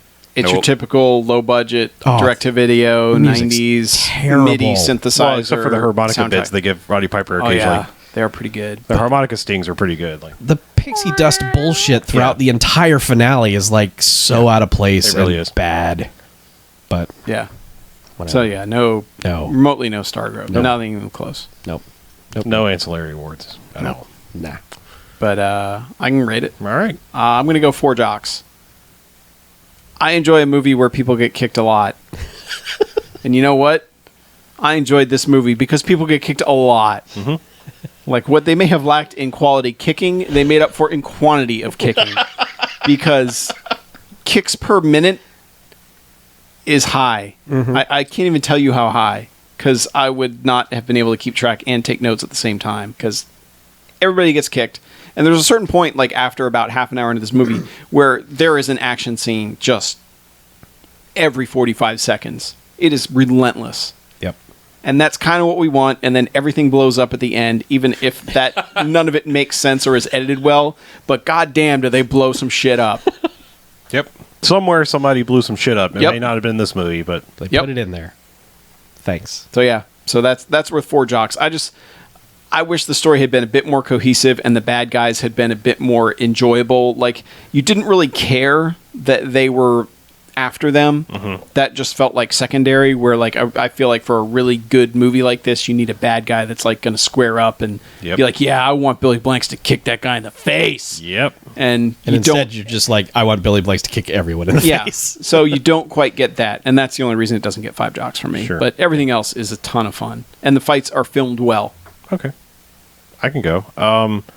Can If you want all of this and a story that makes sense, let me recommend to you Back in Action. Because that one did all the things that you just said. And so I'm inclined to give this movie... I'm inclined, and I think I will. I'll give this movie 4 jocks as well. Just know that, however, like in the face-kicking department, its game is strong. In the storytelling department, its game is super weak. And all of that was like done so much better in Back in Action. And it's strange because... I don't know. I just don't... There's weird reasons, it seems like, why this doesn't work. Like, missing footage, just this has to be less than 90 minutes. I don't know what it is. It's just weird how it jumps from points in time. But, like, the ending is fun. It just would have been so much more satisfying. Like, I'm almost tempted to go down to a 3 because, like, that's how messed up it is. But, like, there's so much good in this, even if it's chaotic, that... I'm still going to go that high, but it's kind of a mess. Yeah, it's kind of almost like a 3 the hard way type ending, where it's just like, we're storming this place and we're just beating the hell out of everyone. Sure. Yeah. But 3 the hard way does that a bit better. Yeah, so I mean, like this is I feel like it's a generous 4 because there's a lot of mess in this movie, but there's still a whole lot of things that we want to. Yep. Speaking of 3 the hard way, I'm gonna give this 3 jocks. And it's... I don't really have much to add. I think it's kind of already been covered, but massive amounts of kicking, everything exploded, but I really, I have no idea, for the most part, the order in which anything happened in this movie, and all I remember is the kicking. I think the thing that I will remember about this movie On your deathbed. on my deathbed, yeah. All I remember is the kicking. Well, I'll remember the guy getting kicked out of the windshield of that car. Yeah. And then run the fuck over. And then run the fuck. I might not even remember that, but I will remember that he got kicked out of the front windshield of a vehicle, and He sure that did. alone is that is worth 3 jocks at least. Like you said, Back in Action is the better version of this movie. I need to see Back in Action. Yes, you Yeah, do. you do. I picked a bad week to be gone. Yes, you did. I am also going to give it 4 jocks for pretty much all the reasons that were stated. It has a quantity of kicking in it. Like, it just does. And large. like within, I think it has a gross yes. kicking. Like, in the first 5 minutes, like, when I wasn't quite sure if we were going to get that level of Back in Action face kicking. And then in the first 5 minutes, you realize, yeah, you totally are. And I was okay with whatever this movie was going to do after that because, like you were saying, there's an action scene every 45 seconds. Even if it doesn't even make any sense of just like, hey, so you can fight. Come on, fight me in my office. Let's fight right now, you and me. So yeah, the story is an absolute mess. Like, I still have no idea what was happening. Like, I don't know if Billy Blanks was a good CIA agent the whole time, or if he was in this bad squad earlier and then the amnesia switched him to good. Who knows? I don't know. Like he was good, and he had this dark spot just forming on him. But then when he got degoused, Yes. it was like, oh, he's clear again. It erased all the evil, Right. and he became Yeah. the good Quicksilver. Yeah. It's a fucking mess of a movie, but as far as the action goes, it's all really good and delivered by people who are having a good time doing it. No one feels like they're going through the motions in this. Everyone is like super committed to either kicking someone in the face or getting kicked in the face. Yeah. So that's all I can ask for, really. So Well, some days you kick the face, other days you're the face that gets kicked. yep. So I'd like to watch more Billy Blanks movies and see what happens in those. Or do they team up ever again? I don't believe that. I think this is the was only like- two times that Yeah. Rodder The Rodder Popper, Hot Rodder. Yeah. I think this Roddy was Piper. Yeah. Rodder. So, yeah. All right, well, let's take a break, shall we? All right. Okay. It just popped in my head. The kick catch thing was like the shoot catch thing in Act of Valor, like one of the best things about that movie. That the super marine, you know, when they caught him in like the water he's and like lowered sniper's him like down. 3, 2, 1. It's like, and he just Yes. into the water. And it's like, fuck yes. Too bad the rest of that movie's kind of garbage, but yeah, that was awesome. Yeah. There is a movie where Roddy Piper and Sonny Chiba battle in an army of immortal ninja warriors What is the name of this movie? in Mortal Kombat. Put it on the list. Okay. It's an hour and 50 minutes. Fuck. I know. I'll research that. Edit it down. Oh, it's got Zeus in it. Zeus. Oh my god. We got to see that then. There's no choice. So what are we going to ask me? You saw a bunch of movies. Do you want to talk about any of them? Nah. Sure. Let me double check the list. What about you, Mr. Harlow? I got one movie, and I guess I could just, I don't know if I even want to try to mention Daredevil. I'll watch it all. Wait till next week. I'll have seen more. Okay. Can say Me a little too. bit. I have one movie. One? Yes. Sweet. But yes, you should be watching Daredevil season 2. Yeah. No, I mean, only after watching Daredevil season 1. you should be watching us. Only watch us. Ooh. Wait, what? Are we spooky now? Yes. That's, When did we that's turn hyp- spooky? That's hypnotist Spooky. spooky. Oh, okay. Listen to the sound of my voice. I could talk about one movie real quick. Talk about one movie right quick. Only because we mentioned it before. Yeah. I turned that nighttime thing on my phone. It's Yeah? weird. Yeah. It's got a warm... Yeah, it's a little a yellowish. warmth. Yeah. The Pee-wee movie? Yeah. Okay.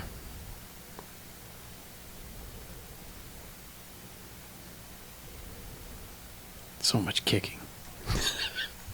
So much. Yeah.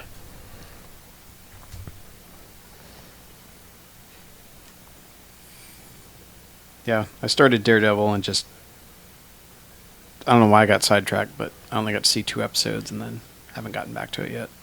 Yeah, I haven't finished first season yet. Oh, you're still in the first season? Yeah. Too many shows. It's the golden age of television, man. Too many shows. You caught up on Saul and Walking Dead? Yes. Man, Walking Dead, that was pointless. Mm-hmm.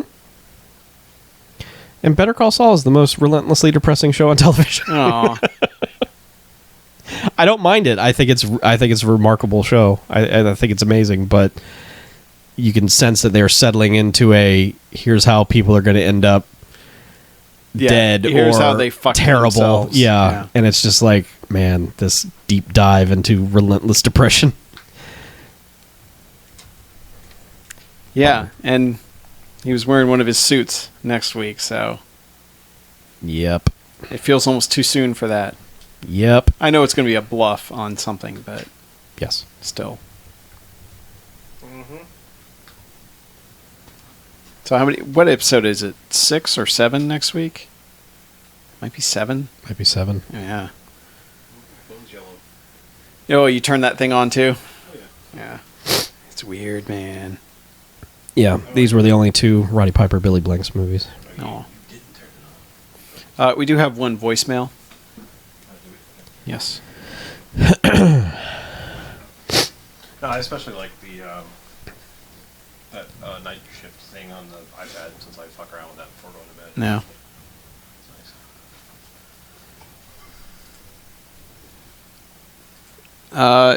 Harlow is seeing Batman v Superman. Batman v Superman. I am. Dawn of Justice. Vesuvius. I am. Dawn of me possibly walking out of a movie. Yeah. Please. Gonna watch Batman kill some dudes. Yeah? He's gonna murder those fuckers. Let's not start. I know.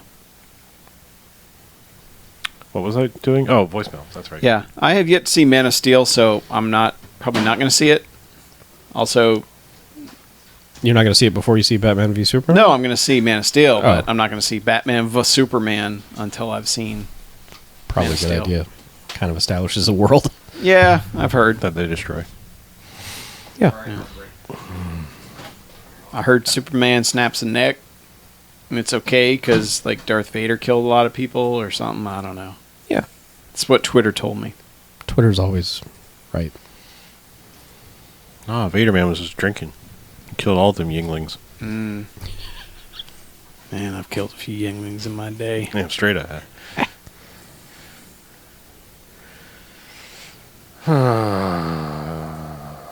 So we each have a movie to talk about. That's pretty cool. What?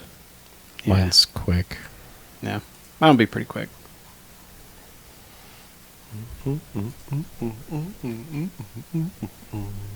Yeah, we got that. We got a Patreon shout out.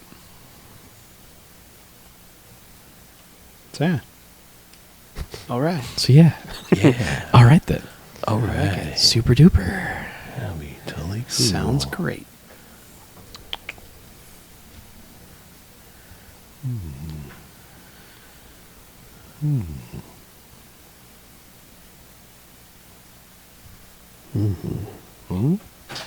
Hmm? What?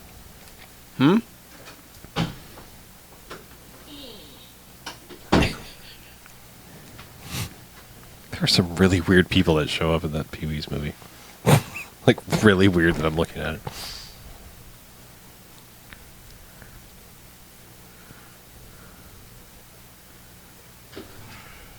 Who's the best person in it?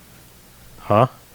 Who's the best in the Pee Wee movie? What do you mean? Like, just, like, in general in life? Yeah. Because I don't know if Pee-wee can win that.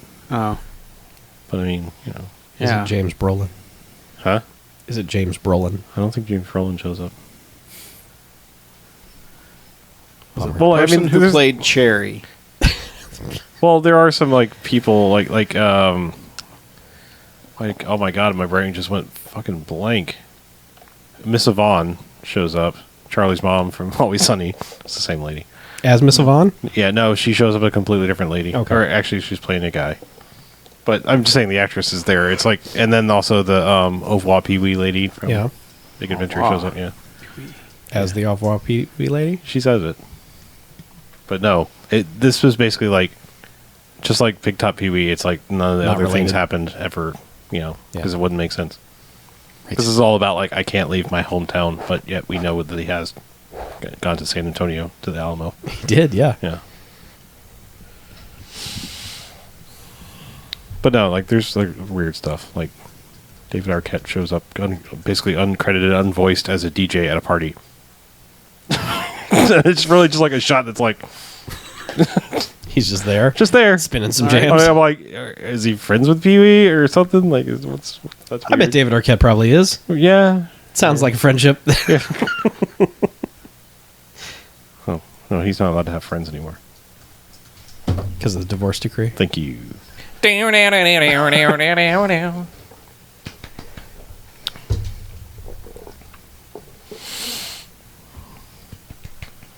So This half of the episode is brought to you by Iron Beer, the Oh, yeah, national fuck drink yeah. of Cuba. I need to drink the rest of that shit. It's watered down fucking piss. You should really drink full strength piss. Yeah. Don't water down your piss. Yeah. What are you, fucking Waterworld over here? Yeah. You can't piss into a Mr. Coffee and get Taster's Choice. Okay, Ross Perot. You're goddamn right. Dana Carvey's Ross Perot. I know. I know. I know. Yeah, there we go. Do you? I got a real drink. You don't bear or no beber? Ooh, bowl. What'd you say? No, I wouldn't. I would not utter those words. Till Schweiger. I would utter Til Schweiger. I would have a kind of Til Schweiger. Till Schweiger. Yeah. I don't know why, but whenever I think of him, I think of the smash cut like credit thing that's in Inglourious Bastards when he first shows up, where it's like, "Ba-dow!" Yeah. Til Schweiger. Yes. I just feel like if you walked into a room, 355 suddenly everything milliliters would of Til freeze Schweiger. and Yeah, it should. do that. What's going on in the chat? Some stuff. People be chatting. Yeah. Cool. Chatters be chatting. Word's gonna word. So, should we do a second half? Yeah. That lower third says we have to. All right, and welcome back. Hey, BMFcast. Cool. Do you know what this is? It is the second half. Haha. Huh. Welcome to it. Here it Yeah. is. Glad to be here. Buckle up. Here we go. Let's do this. Man, We've all got something to talk about. What? Engage. we all have something to talk about. Yeah. Who's got what's newest? I think BJ does. I think I do. Okay. Actually. Weird. Yeah, I know, right?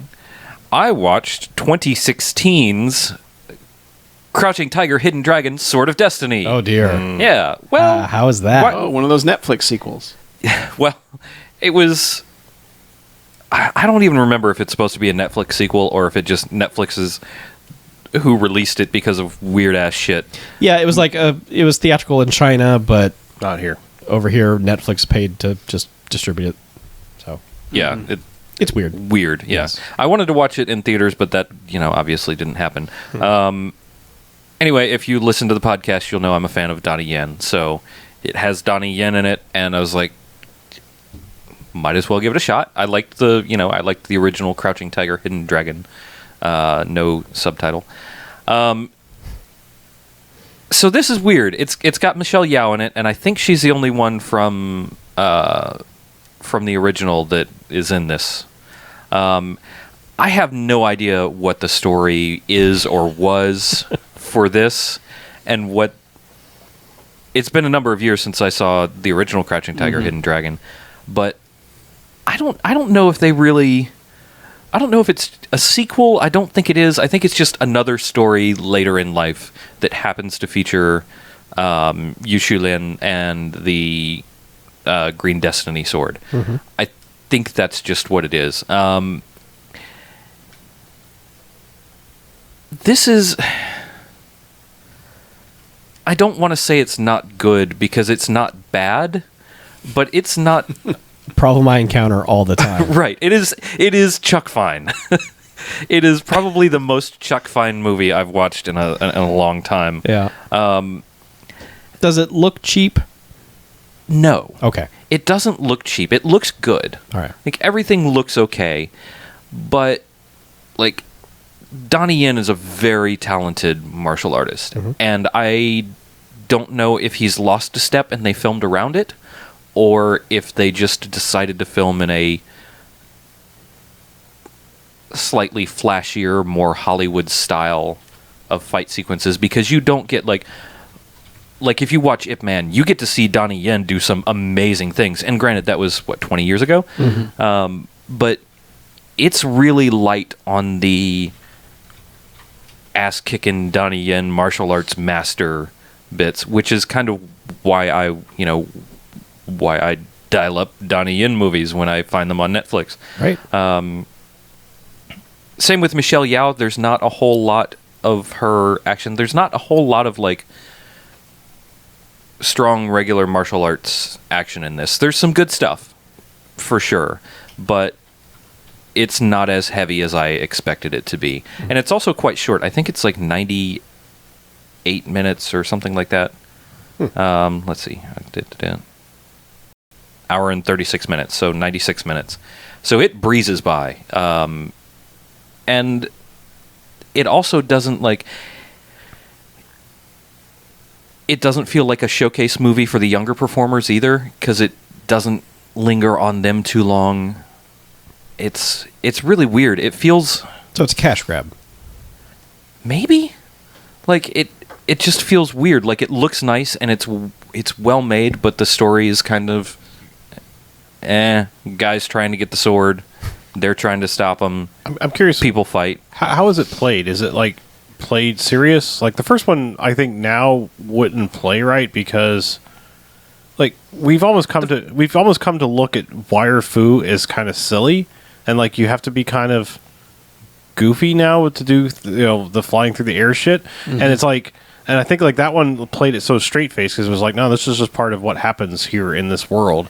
Yeah, And then, I mean the first one's like a fairy tale almost. right? And so, like, things that followed it, I mean, like, I enjoyed the Crouching Tiger, Hidden Dragon when it came out, but I found that, like, the things that followed it and kind of, like, worked in its footsteps, like Iron Monkey, better. Like, things that were, like, in that same kind of, like, oh, well, like, this is big now, so let's kind of, we can do this, like, let's do it. I don't know, I just found, like, when things got a little more lighthearted to kind of be almost more fun. So I'm just curious if, like, this is serious and... It definitely is not a silly movie. Okay. There are light points in it, but it's not. It's treated probably with a similar amount of seriousness as the original. And like, I really enjoyed the original, and like I said, it was kind of like a fairy tale. And this is more like just some stuff that happens, and it's Just stuff. Yeah, and it was directed by Wu Ping Yen. Sorry. I'm going to fuck that up. So the fight choreographer from the original one. Yeah. So the guy that did Iron Monkey, actually. Mm-hmm. Yeah. So it kind of doesn't make sense, all told. Like, I thought that maybe we were going to get, like, let's introduce, like, Harry Shum Jr. and Natasha Liu Bordizzo. It's a hell of a name to pronounce. I thought we were going to get, sort of a feature them, the passing of the torch to these people, but it really didn't turn out that way. So I don't know. I can't necessarily recommend this. Like, it feels almost like sort of a null use of my time. Like your time would probably be better spent watching a actual classic you haven't seen of that genre. Yes. Like if you haven't seen like House of Flying Daggers or any of these things, like watch those instead. Exactly. All right. Or watch the original, Sure. or watch any other martial arts movie that's actually interesting in some way. Sorry to say it. I hate to talk bad about all of these legends that are involved with this movie, but it's kind of bleh. Hey, sometimes things are just Chuck Fine. Yep. Speaking of Chuck Fine, Yeah, all right. I watched Pee-wee's Big Holiday, the other Netflix things. Right. Also new on Netflix. Yeah, slightly newer, but it doesn't matter. Like Netflix, it's weird. Like there is definitely a look. I'm realizing there is a look to all of these original Netflix things, and there is a sense of cheapness to it. Like like we're all really glad that you're carrying on the torch for these things, but there must be like the same cameras and lighting rigs and everything that they make everything Netflix with. Yeah. Because this has the exact same look as like Arrested Development did and everything else did, and like it's just like, I didn't watch the Adam Sandler bullshit thing, but I mean, I just feel like that probably looks exactly the same way. Like, it probably, like, there's something kind of like bright and clear about them. Like they're obviously probably shooting in 4K. Like, House of Cards seems to be the only one where they're putting some sort of color palette on it that's not the same for every other movie. And they're like, this just looks like, oh, yep, that looks like a Netflix movie. Like, there's a weird look to them now. Yep. But that all that aside, like that's just a weird little technical thing I noticed. Because I just watched all of Daredevil too, which we'll talk about next week. I think when people watch more about, like, it has that look like too. I mean, Daredevil's got a lot more dark scenes, so it kind of looks different. But when it's daylight, it's like, wow, that's the exact same look as the Pee-wee movie. Right. So I said all that to say this: if you were like one of the people who was craving another Pee Wee Herman movie after all these years, they gave you one. I mean, that's a thing. I mean, they did it. If that's not what you wanted, you're not going to find some. It's not like this is suddenly like the magical, like, oh, let's be whimsical and look at this like, haha, wasn't that funny how we made those stupid movies and this character long ago. It's not like it's flips it on its head like the Brady Bunch movie or something crazy like that, where it's if you didn't appreciate the old ones, you might appreciate this. This is just more of that. Like, it's the same weird man-child, now even older, living in this weird, strange world where, it's about candy and stuff like that. Like, things that most people would be like, all right, I can go fucking buy candy because I have a job. This is why we work, Right. But this is more like, like he'll go out of his way to do these things for like a single piece of candy. And it's like, but like it's funny because like there's people willing to just fucking go all in on this shit. And like, I didn't like love this. I didn't hate it. It's truly Chuck fine to me. But like I appreciate there are people willing to commit to the stupid gag. Like, I mean, if you've heard anything about this, I mean, there's Joe Manganiello from True Blood and Magic Mike and all that shit. Right. Like is in this playing himself essentially. And it's like he meets up with Pee-wee. Pee-wee, of course, in his own little weird world, doesn't have any idea who he is. He's like, yeah, well, I'm having a big party. You should get out of the town and come to my birthday party. And so like that's the catalyst to like, okay, get on the road. And like that's all you really need to know. And like, but it's just strange. Like he's willing to be as goofy as he is. I mean, I know he's not like some superstar, but he's big enough. It's like a big giant buff dude acting like Pee-wee Herman is kind of funny at times. And I don't know. It's just it's an interesting, fun little way to pass the time. I seem to remember like initial reaction. Like I was like, that was all right. Unlike Big Top Pee-wee, where I think my initial reaction was like, that was kind of shit. So I haven't seen Big Top Pee-wee in at least 20 years. So, I mean, I take that for what you will. I didn't like it at the time. I've never revisited it. But, there's something to be said about, I think Pee-wee's Big Adventure will always be remembered because despite what we may think about him now, the later sins in life don't necessarily undo somebody's work. But early Tim Burton was pretty fucking spot on when it came to making movies. Yeah. And for him to make this weird little movie was just a kind of a perfect fit. This was our first introduction to this whole weird little, world that Tim Burton and Danny Elfman, craft. But like, it's going to always have a place in history, of film history, because it's like, yeah, here's first Tim Burton, and also it happens to be a Pee-wee Herman movie. Yeah. So you're not going to get that again. That's lightning in a bottle. So, but yeah, I mean, I'd say if you're a fan, if you like his shtick, if you enjoy Pee-wee's Playhouse and the weird specials he did and stuff like that, this would be something you should probably watch too.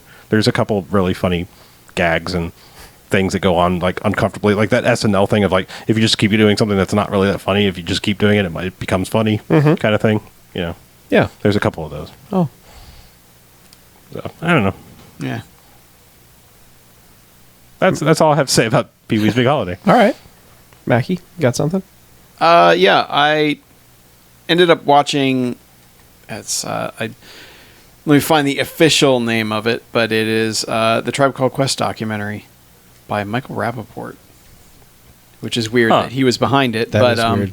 Yeah, Is not he a large hip hop fan? he is. But it just seemed like this is the only movie he's ever made, Yeah. as far as like behind the camera. But yeah, it's called Beats, Rhymes, and Life: The Travels of a Tribe Called Quest, which one of their members died today, which was a huge bummer because they're basically my favorite hip hop group of all time. They made 3 absolute classics and 2 kind of shit albums after that. But That sounds like a typical fan. yeah. When you're such a fan that you can criticize their own works. No, I'm just saying. Like, No, it's but funny like to me. I know. it's interesting when you watch the documentary because they're straight up like after that third one came out, the chemistry was gone and we fucking hated each other. Sure. And it's one of those cases where like the first half of this is really fun because it's like all these luminaries of the time of like the late 80s and the early 90s and like all these legends who are just like, yeah, I heard that shit and was like, this is the best thing ever. It's like all these people like basically gushing over the stuff that they did and members of the Q-Tip pulling out records and being like, all right, here's where the drum break is on like the song that everyone knows. He's like, yeah, listen to this. And he's talking about how they ended up pulling their dad's old records and stuff when at that time that just wasn't what anyone did. Like they weren't looking for samples there. So there's just all this really fun behind the scenes stuff about or not necessarily behind the scenes, but like talking about the behind the scenes stuff. So there's a lot of interesting things going on there. And then once they get to the part where basically, the whole jealousy kicks in and, it's like, oh, who's in charge of this and who's the best one? And, oh, why are you acting like you're the best one? Which is like every fucking behind the music ever.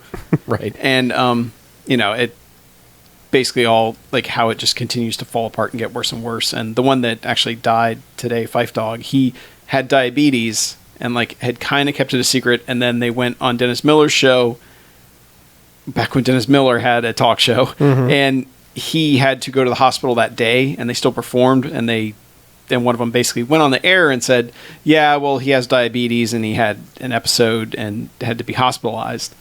And like he didn't want that getting out that way, and and then it's just like it became a thing of like this guy that he'd known since they were like 2 years old.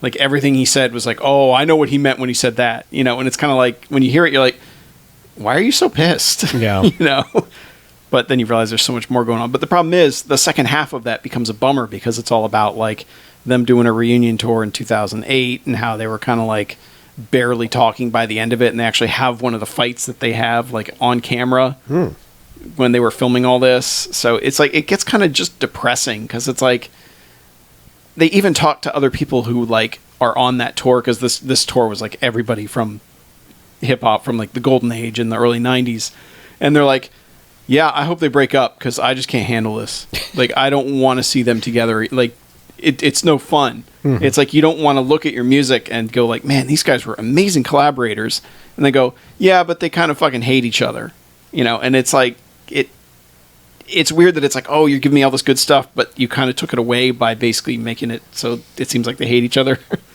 yeah. So, and it came out 5 years ago, and it's very interesting because they talk about the diabetes and all that, and like how he had to his wife ended up giving him a kidney, and eventually his body rejected it, and he was on the transplant list and didn't get one in time, and that's what happened to him.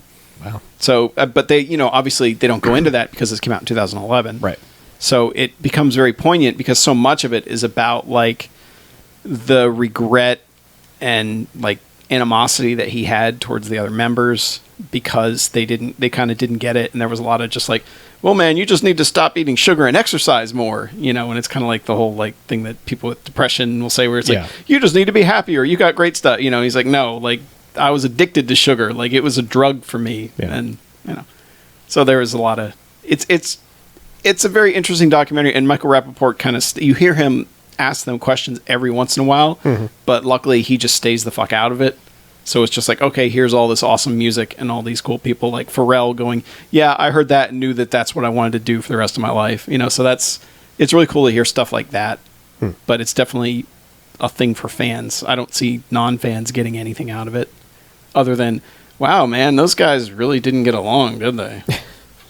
But it was also cool seeing their high school picture because there's like a bunch of hip hop people at the time all went to the same damn high school. Of course. That was like, and like Run DMC lived down the street from them. It's like really weird. It's strange to think that like there's all that interconnected stuff in New York City back in the late 80s that became this whole movement that, Changed the world. well, it just yielded some of the best music of all time as far as hip hop goes. Yeah, it didn't change the world. Just some of the best music of all time. Yeah. It is. There is one scene where the one guy, where Fife Dog, the guy who passed away, he's like, yeah, we could probably make another album, but what's the point now? Like, it's so different now, and who cares? But like, he was just basically like, I don't even listen to hip hop anymore. It sucks. It's kind of the feeling you get from he that. turned into an old man. He did kind of. It's depressing. He's right, though. No one would care. Oh, After Missy- this long, no. People would not care. come on. Missy Elliott showed up Yeah, people in turned the out. world, and people flipped their shit. Yeah, people turned out for the shows big time. Oh, sure. To hear the classics. Yeah.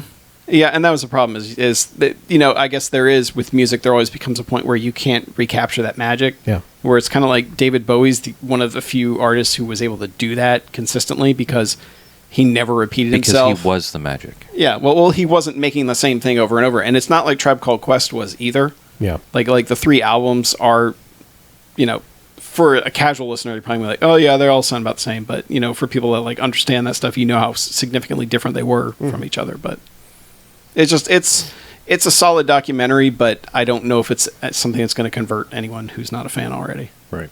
But No, it's kind of like, I know it's a super unpopular opinion, but it's I think if we all think about it, it's the truth.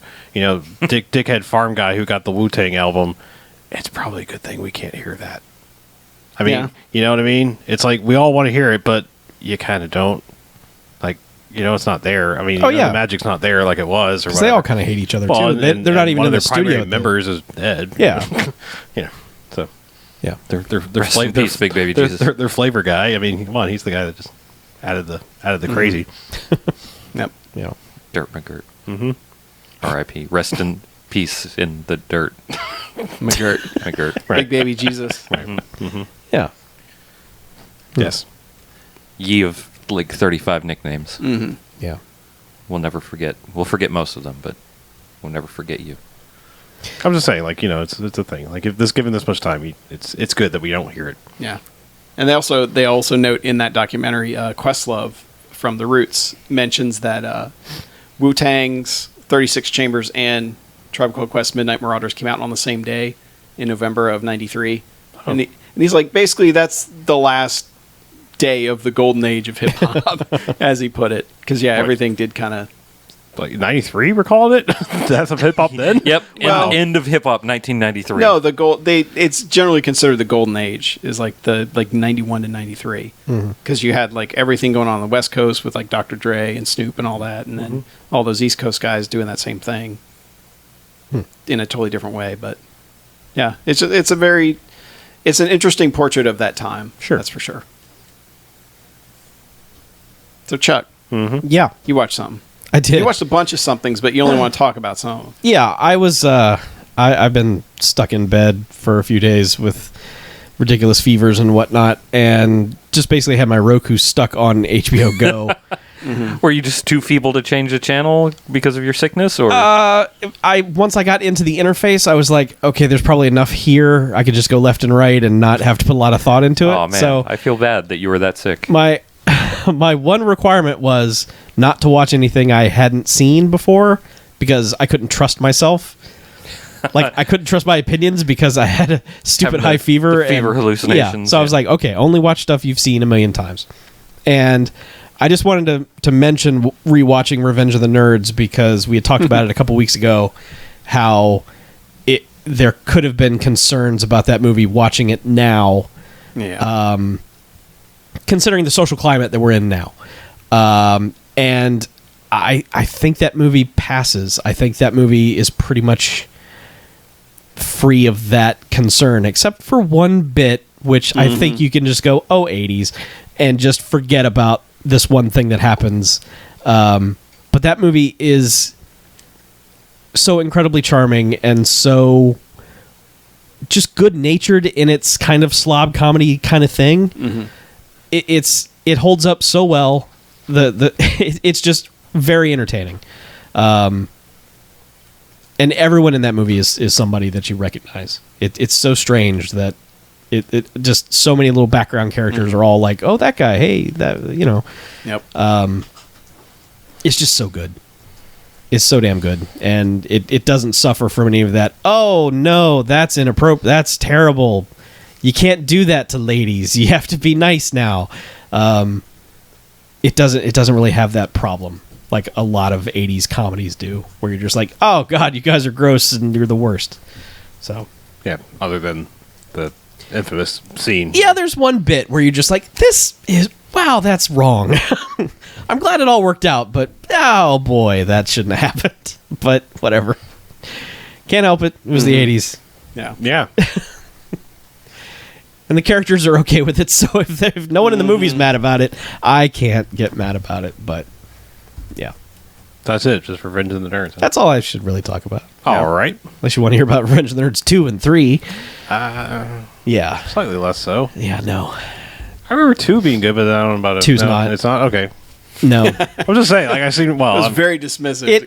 It's not. It has a couple bits to it, but you're just, it's PG-13 watered down. Bradley Whitford being the bad guy in it is remarkably funny to me, especially him and Timothy Busfield being in it together, and then just thinking about the West Wing in an entirely different way now. sure. So, the soundtrack for Revenge of the Nerds is insane.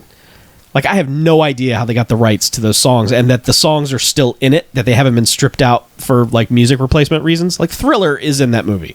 They must have just. I mean, I can't. They just paid for that license in perpetuity or something, because like any other movie, that thing would have been stripped out immediately. You think, really? Oh God, yeah. Do they do that much for movies? I know they do it a lot for TV shows because of the weird. They once, like when movies were first, especially catalog titles, when they were first hitting DVD, those things were getting jacked up left and right. Huh. And it was always some weird song here or there. Just someone was like, "No, you can't have the rights to this." And I would have put money on someone saying, "Thriller, no, get that the hell out of there." But They must have just done. their deal must have been amazing. Yeah, a good deal. So what studio? Fox, Fox. You know. there's some money there, Yeah. but A couple dollars. you know. So yeah, watch Revenge of the Nerds. Okay. Bernie Casey's in it, and he's really good. I'll do that.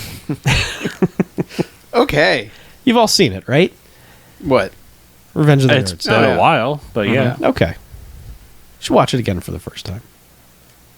It's on HBO Go. Okay. Is it? All right. Yeah. HBO Go. It's in the comedy section. Go to hbogo.com/chuckfine Yeah, I for saw your it. free 7-minute trial. Yeah. I saw one I've been meaning to see for a very long time is showing up on April 1st, and that's Slither.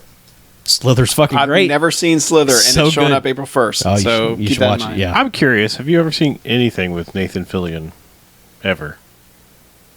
No, I'm just curious. Like, He was on Buffy a few episodes near the end of the run, okay, There you go. there you go. and apparently he's almost been in everything ever. Yes. Sure. At Every some movie point. should have And- had. and if There he was a wasn't- petition for if him he to wasn't be in it, he probably should have been. Yes. That's what I've heard. Yeah. Yeah. Either him or Idris Elba. Everything. I should. So somebody should just make a movie that has those two in it. Yep. And just like make all the money or none of the money because it'll be Snakes on the Plane too. It'll be internet popular. Yeah, exactly. Oh man, that would be so. Make Snakes on a Plane too, and put Nathan this. Fillion and Idris Elba. Oh yeah. man, that's a money idea that won't make any money. It's a couple dollar idea. Yeah. Yeah. Apparently he was in Saving Private Ryan, which I've seen, Huh. All right. and apparently he was in Guardians of the Galaxy, which I have seen. Well, he was a voice. Oh. He was the dude that gets picked up by Groot in the nose in the prison, I believe. Oh, okay. Oh. Yeah. Otherwise, I have not seen anything with Nathan Fillion in it. Yeah. Go watch a whole bunch of Castle. May I? Yes. I would suggest a very short run science fiction With television that chick show. from The I'm just- Spirit. Yeah. That Yeah. chick from The Spirit was in it. Uh-huh. Castle. Right. Yeah. I think there's only like 212 episodes of Castle. Hey, man. It just shows it was clearly a better show than Firefly if it lasted that long. True. That is You how know, you measure the that's- quality yeah, of a that television is- show. that Yeah, is- however long it stays on. I mean, Yep. shit. Supernatural. They're on what, season 33 at this Ergo, point? the news is the best show of all Yeah, time. 60 minutes. I mean, you can't top that shit. No, you cannot. WWE Raw, Yeah. clearly the best show ever. Days of Our Lives got like 78 seasons. Top that, bitch. I can't. But you know what I can do? Can you play as a voicemail? I can play as a voicemail. Hey, Cass. This is straight out of Tijuana. I just finished the year 1990, and it's too bad that you're never ever doing this again, because I got one 1980 movie that you might be interested in. It's titled Miami Blues. It has an ex-con that leaves prison, tries to start a new life, but then kills a Hare Krishna at the airport by breaking his finger off. And that's where the whole thing starts. It's pretty good. You might enjoy it. The other thing is, I've got a second half subject for you. I don't think you've ever talked about this, so I'm a little bit interested in your guys' backgrounds, who you guys are, and what your background is. Sometimes you talk about films in a way that kind of tells me that you maybe know a little bit more than what you're talking, than what you're implying. Have you ever been in film school? Have you worked in films? Worked at a video store? Have you actually made any films or anything like that? Okay, this is Straight Out of Tijuana. Out. So, first up, Tijuana. he forgot to mention that Miami Blues stars Alec Baldwin and Fred Ward. Yeah. So, yeah. We didn't do it because it's a good movie. All right. I'm sorry. It was never even on the list for consideration. Maybe it's too long. No, it was only 97 minutes. Really? But That's a good movie. yeah, it's pretty well I regarded. fucking love Miami Blues. All right. So let's all watch Miami Blues. Yeah. Not for the show. Just came out on Blu-ray recently. Ooh, Miami Blu-ray. You are right. Wow, I'm gonna sell that one. Yeah. You can't hear the inflection in my voice because of the Yeah, mucus. I can hear the infection in your voice. There it is. Gross. Get some. As far as I don't want to. as far as backgrounds go, we may have mentioned it, but it's worth mentioning again. We'll do the quick version. Yeah, I mean, I studied animation and film in school. Animation. Yeah, 3D animation. I did not do. Well, I did do some 2D hand drawn stuff, but that stuff's a pain in the ass. That's why they hire out keyframes to other people to do it. But no, I studied 3D animation and took filmmaking classes as far as that goes. You know, study theory and analysis and all that, but never did anything with it because I didn't want to move to California and work at Pixar and work 100-hour weeks. So that's why I'm stuck here. Whoops. Yeah. Pretty much. Cool. Oh, yeah. I went to film school for a bit, and I'm a film school dropout. Yay. Because And it shows. And it shows.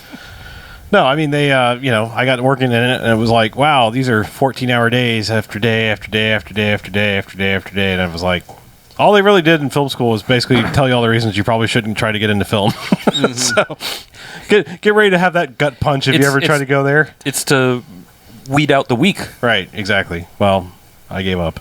So, yeah, I don't know. I tried to make some things. And I worked in a video store, if that's what you're asking. But that's the quick version. Yep. Chuck? I guess I went the Tarantino route with everything. I grew up in a video store, worked there all through high school, and then wrote a couple scripts, and then got in the mindset of I would not be able to handle it if this thing got picked up and then drastically overhauled, which is basically what happens to every script now. So I just put them in a drawer and stopped writing, and then basically kind of became a film critic, which, you know, is a terrible cliche, but Is that the Tarantino route? well, I up until that point, At that point, you take a Roger and Ebert then turn. instead of getting famous, I did Right. nothing. Okay. And now you're stuck here. Yeah, and now I'm stuck here. But I was Is it Tarantino with a Shyamalan twist at the end? yes, Yeah, it was a okay. surprise. Yeah. What the twist? Yeah, it was basically doing the thing on the film critic stuff on the internet, like in the early days of the internet, and like helped found the Online Film Critics Society and stuff like that. And then just one day realized I don't want to be writing reviews of every new movie that comes out. I just thought that there was a lot of validity to older movies, and I would have rather spent my time catching up instead of just seeing the 3 theatrical movies that came out every Friday, because that was a soul-sucking experience. Yeah, and back then, also, as far as the internet goes, it was like, well, if you want to make your reviews matter, you have to be like First. a newspaper movie critic. Yeah. And you Well, have to yeah, be if you want to be reading- taken seriously, you had to write for print. Yeah. But even then, it was like you have to be doing current reviews. How wrong were they? Well, Not sadly, very. it still works that way. Yeah. But, you know, now Print is that... dead. Oh, yeah. That, Oh, sure. But But as you far as still like need to have websites your go, but name like associated with things. sites like The Dissolve that really tried to focus on, all right, here's this movie we love from 1997. Yep. You know, and we're going to write 5 articles on it this week, and that's going to be our movie of the week, and then we're going to do this retrospective on this. And yeah, The Dissolve doesn't exist anymore. Yeah. Because advertisers don't care. Yeah, Right. unfortunately. Yeah. It's in general, like, the movie audience that wants to read well-written essays isn't there. Yeah. Unfortunately, it's not... You can still run that kind of site. You just can't expect to make money off Yeah, of it. you can't ever. make a living off of it. Yeah, there wouldn't be a Pauline Kael like now, like writing entire books about a movie or 5, you know, like a couple of very specific kinds of movies and write an entire book about it. Yep. Yeah, but man, I what you're talking about, the whole soul sucking experience, of seeing everything. Like back in '99, That's exactly the year I was thinking of. I worked for a TV station and I got preview passes to just about everything. And I lived across the street from a movie theater. So if they had passes, it was like, oh, I'll go see that. Oh, David Spade in a romantic comedy. Great. What is it? Yeah. Yeah. And I was like, oh, it's free. And, you know, when you're like freaking 23 or whatever, you got all the time in the world. Freedom isn't free, man. Yeah, exactly. Yeah, when you're sitting through fucking Forces of Nature, you know, Yeah. and Wing Commander Yep. and The Sixth Man, you know, Yep. every Are you trying to say there's something wrong with Wing Commander? That Yes. was 98 anyway. Well, I'm just like that era of, you know, now there's a secondary Wayans brother movie, you know, it's just like fucking hell. I can't Yeah. can't do this anymore. Well, and the thing is, you get to see there are some things where you're like, yeah, like I got to see The Matrix early, and I got to see you know, Episode 1 early, which ouch. But you know, and like Fight Club, I got to see before anybody. So there's like kind of that cool factor of it. But yeah, it's also like, who cares about whatever that David Spade movie was, and you know, and Ed TV, and like, who cares? Yep. You know, there's so much that it's like, wow. I Yeah, remember there being a movie called Ed TV. it had the cast of True Detective. yeah, in it did. Oh, so that's really True Detective Yeah. season 3. And Yep. McConaughey Ed worked in a TV. video store. All right. God, I can't imagine how dated that movie feels now. Now that I think about it. I watched it after True Detective. That's Yeah. just because that dynamic was so weird. Didn't Ed TV and the Truman Show come out within? Yeah, it was Dante Speak Volcano. Yeah. It was one of those weird. Yeah. Oh, I watched Volcano on cable the other day. What a fucking dumb movie that is. Holy Oh, you Jesus. think? Yeah, Dante Speak wins in that one. Sure. But man, Volcano is so dumb. It's so goddamn dumm. Most of the late 90s was pretty goddamn dumb. Yeah. I'm starting to remember like what Ed TV was, and I now want to scrub it off of my brain again. I had not remembered anything about Ed TV. It's in the epitome of a Chuck 20 Klein years. movie. It absolutely is. It is like so middle of the road. It's there's no inoffensive. consequence to anything that happens in it. There's Yeah. so little conflict. It just like it's like a good-natured hangout with Matthew McConaughey movie. Yeah. Back before he was like serious. Yeah, like the best part of that movie is him working in a video store trying to get people to rent Smokey and the Bandit. And Yeah. and the kids are just like, fuck no. I don't care about this old man, and he's like just pissed off at everybody because they're not renting his selected picks. Yeah. But yeah, that movie is, I mean, that it's a Ron Howard movie, and it's just, it feels like the most Ron Howard movie. Yeah. Like when you just think of, oh, a Ron Howard comedy, you're like, yeah. So, And I have watched some movies before. yeah. I am secretly an Oscar-winning director. That's my For what? movies. You're actually Alan Moore, aren't you? Oh, okay. Wow. Was it the wizard beard that Yes, gave it it away? was. It's actually Alan Smithy. Oh, Yes. You're Alan Moore Smithy. All right.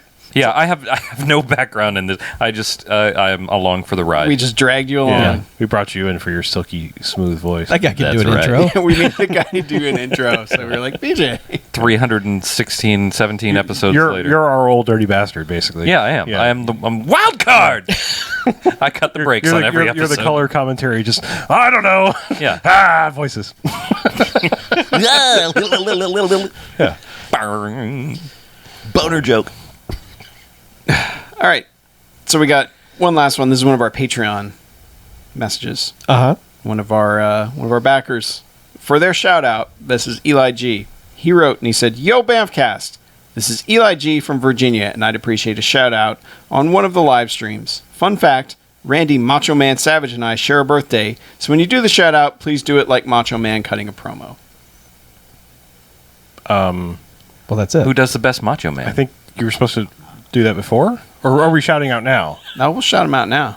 That's what he wants. Oh dear. Macho Man is coming. Eli, I've been to the top of the mountain, Eli. You see, and only one partner can join me there, and it's you, Eli. When you're a patron of the BMFcast, you're like the cream rising to the top. when you're out there at home watching us on the video screens, I want you to think about us. Bye. What kind of champagne? It doesn't matter. Nothing matters, Eli, except you. Right, all of that. What were we shouting out originally? We were supposed to. That's it, just- we were just supposed to mention Say him. Eli over and over again. Oh, okay. Eli G wanted a shout out. So Yes. Chuck is always our Miss Elizabeth. I know, no Slim Jim mentions. Sorry. No, we're talking real Macho Man here. Yeah, this Yeah. is This is legit. yeah. It's a man who hated Hogan's guts. BJ, I like And that that's what yours he's going to leave all over the mat. was steering into this ASA that like gangland Macho Man from his. Oh, was that Macho Hombre? Yeah, Yeah. it had that cadence to it. That's, I don't do the best Macho Man, but I try. It hurts. It hurts to do Macho Man Yeah. for too long. So, but there you go. So thank you, Eli, for being a patron, and Yeah! I hope you enjoyed that. Your mustache is crooked. Macho Man was the best. He was the best. Yeah, he was. Yep. No one will ever be better than Macho Man. Macho Man cut some of the best promos in the world. There was a YouTube series that I yeah. caught that was like Macho Man's 10 best promos, and they're all just absolutely insane. Like, cocaine is so good for what it's given us. And Mean Gene also was able to run with it so well every time. He would just like, he was like almost like a goalie. You know, when Macho Man would try to like go off too far, he'd kind of like bat him back in. You know, like push him back into play. Yeah. But Macho Man was also really good at being like, you know what, Mean Gene, it doesn't matter. Yeah. You know, I'm not gonna listen to you, and just go back on whatever crazy tangent he felt like going on. I Hate Your Guts, Hogan, is still my favorite one of all time. So I hate your guts, so that's what I'm going to leave all over the mat. WrestleMania 8. Yep. The thing where he dissects second by second the video where Hogan puts his hand on Miss Elizabeth's ass is just the best. Oh, my God. As a kid, I laughed for days thinking about that. I was like, right there! You There put it your is! hands. The betrayal. I don't appreciate. So good. Yeah. And to think, like, Spider-Man, that's it. Ooh, like, yeah. no one Boom ever saw's ready. capitalized on putting him in a movie. Nope. Yeah. He was on, like, Thunder in Paradise or some shit, but, you know. I wonder if he ever I think he got was- on a set and they were just like, we don't know how to control this guy. I vaguely remember them talking think about that's- that in the Macho Man Had to documentary. have been it. Like, They were just like, how do you put this guy in anything? Yeah, he would 'cause- just have to do that the whole time. Yeah, because like Roddy Piper at least could, you know, he was never really not playing Roddy Piper, but he Right. could also tone it down and be in a movie. Yeah. Whereas like, Savage was always on. Yeah, I Yeah, mean, 100%. have you ever? I mean, besides like a documentary, have you ever heard him do a normal voice? No. never, I have never had. Yeah, Nope. I've never even heard it I'm in a documentary. I'm trying to think about, and I don't know. right. I don't know that I've heard anything lighter than kind of like toned down Macho Man, Right. just slightly less, like 98% Macho Man. Yeah.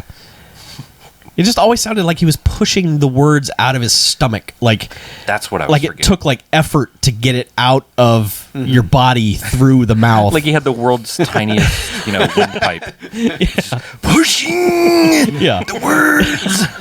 well, he had such muscular vocal cords Right. that it had to be Right. forced It past. was all tight. Yeah. Yep. Also, for the some of the worst promos out of the guy that you would expect to give the best promos, Ultimate Warrior promos are terrible. And then to make yourself feel better about the world, go watch a Dusty Rhodes promo or 70. Yep. All right. So that's been the wrestling minute. Yeah. Thanks, Eli.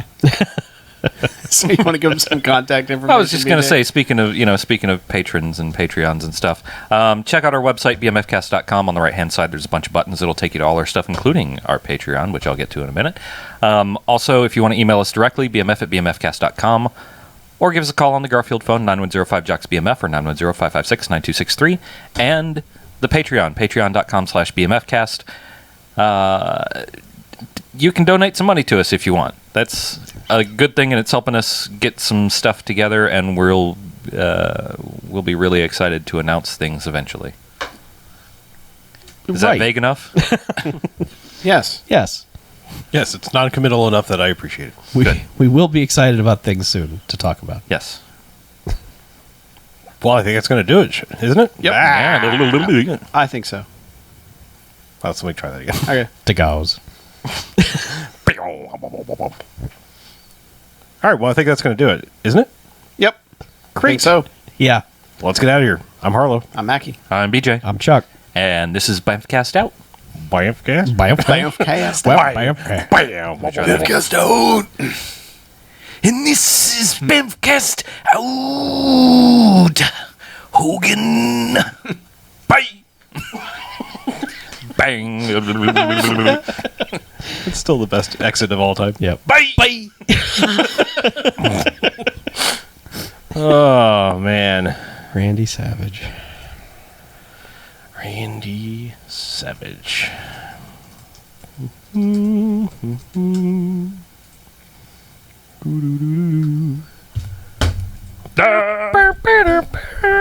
You just shut it down. Oh, wait. Look at that. Slam. Next week is Russell Madness. Yeah. Next week is Russell Madness. Mm-hmm. Yeah. John Cena sucks. Johnny Mundo's on this. I know. What? Yep. Johnny Mundo. Johnny Mundo! I'm in. I'm back in. You were not allowed to be out. Well, I was mentally out. Sure. Special features include a hilarious gag reel. I bet that gag reel is hilarious. Raising the woof.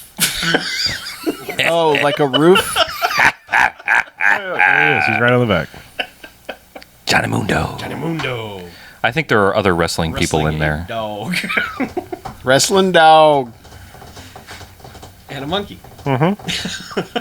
And a monkey. Harlow's looking at that with such disdain. You're going to like it.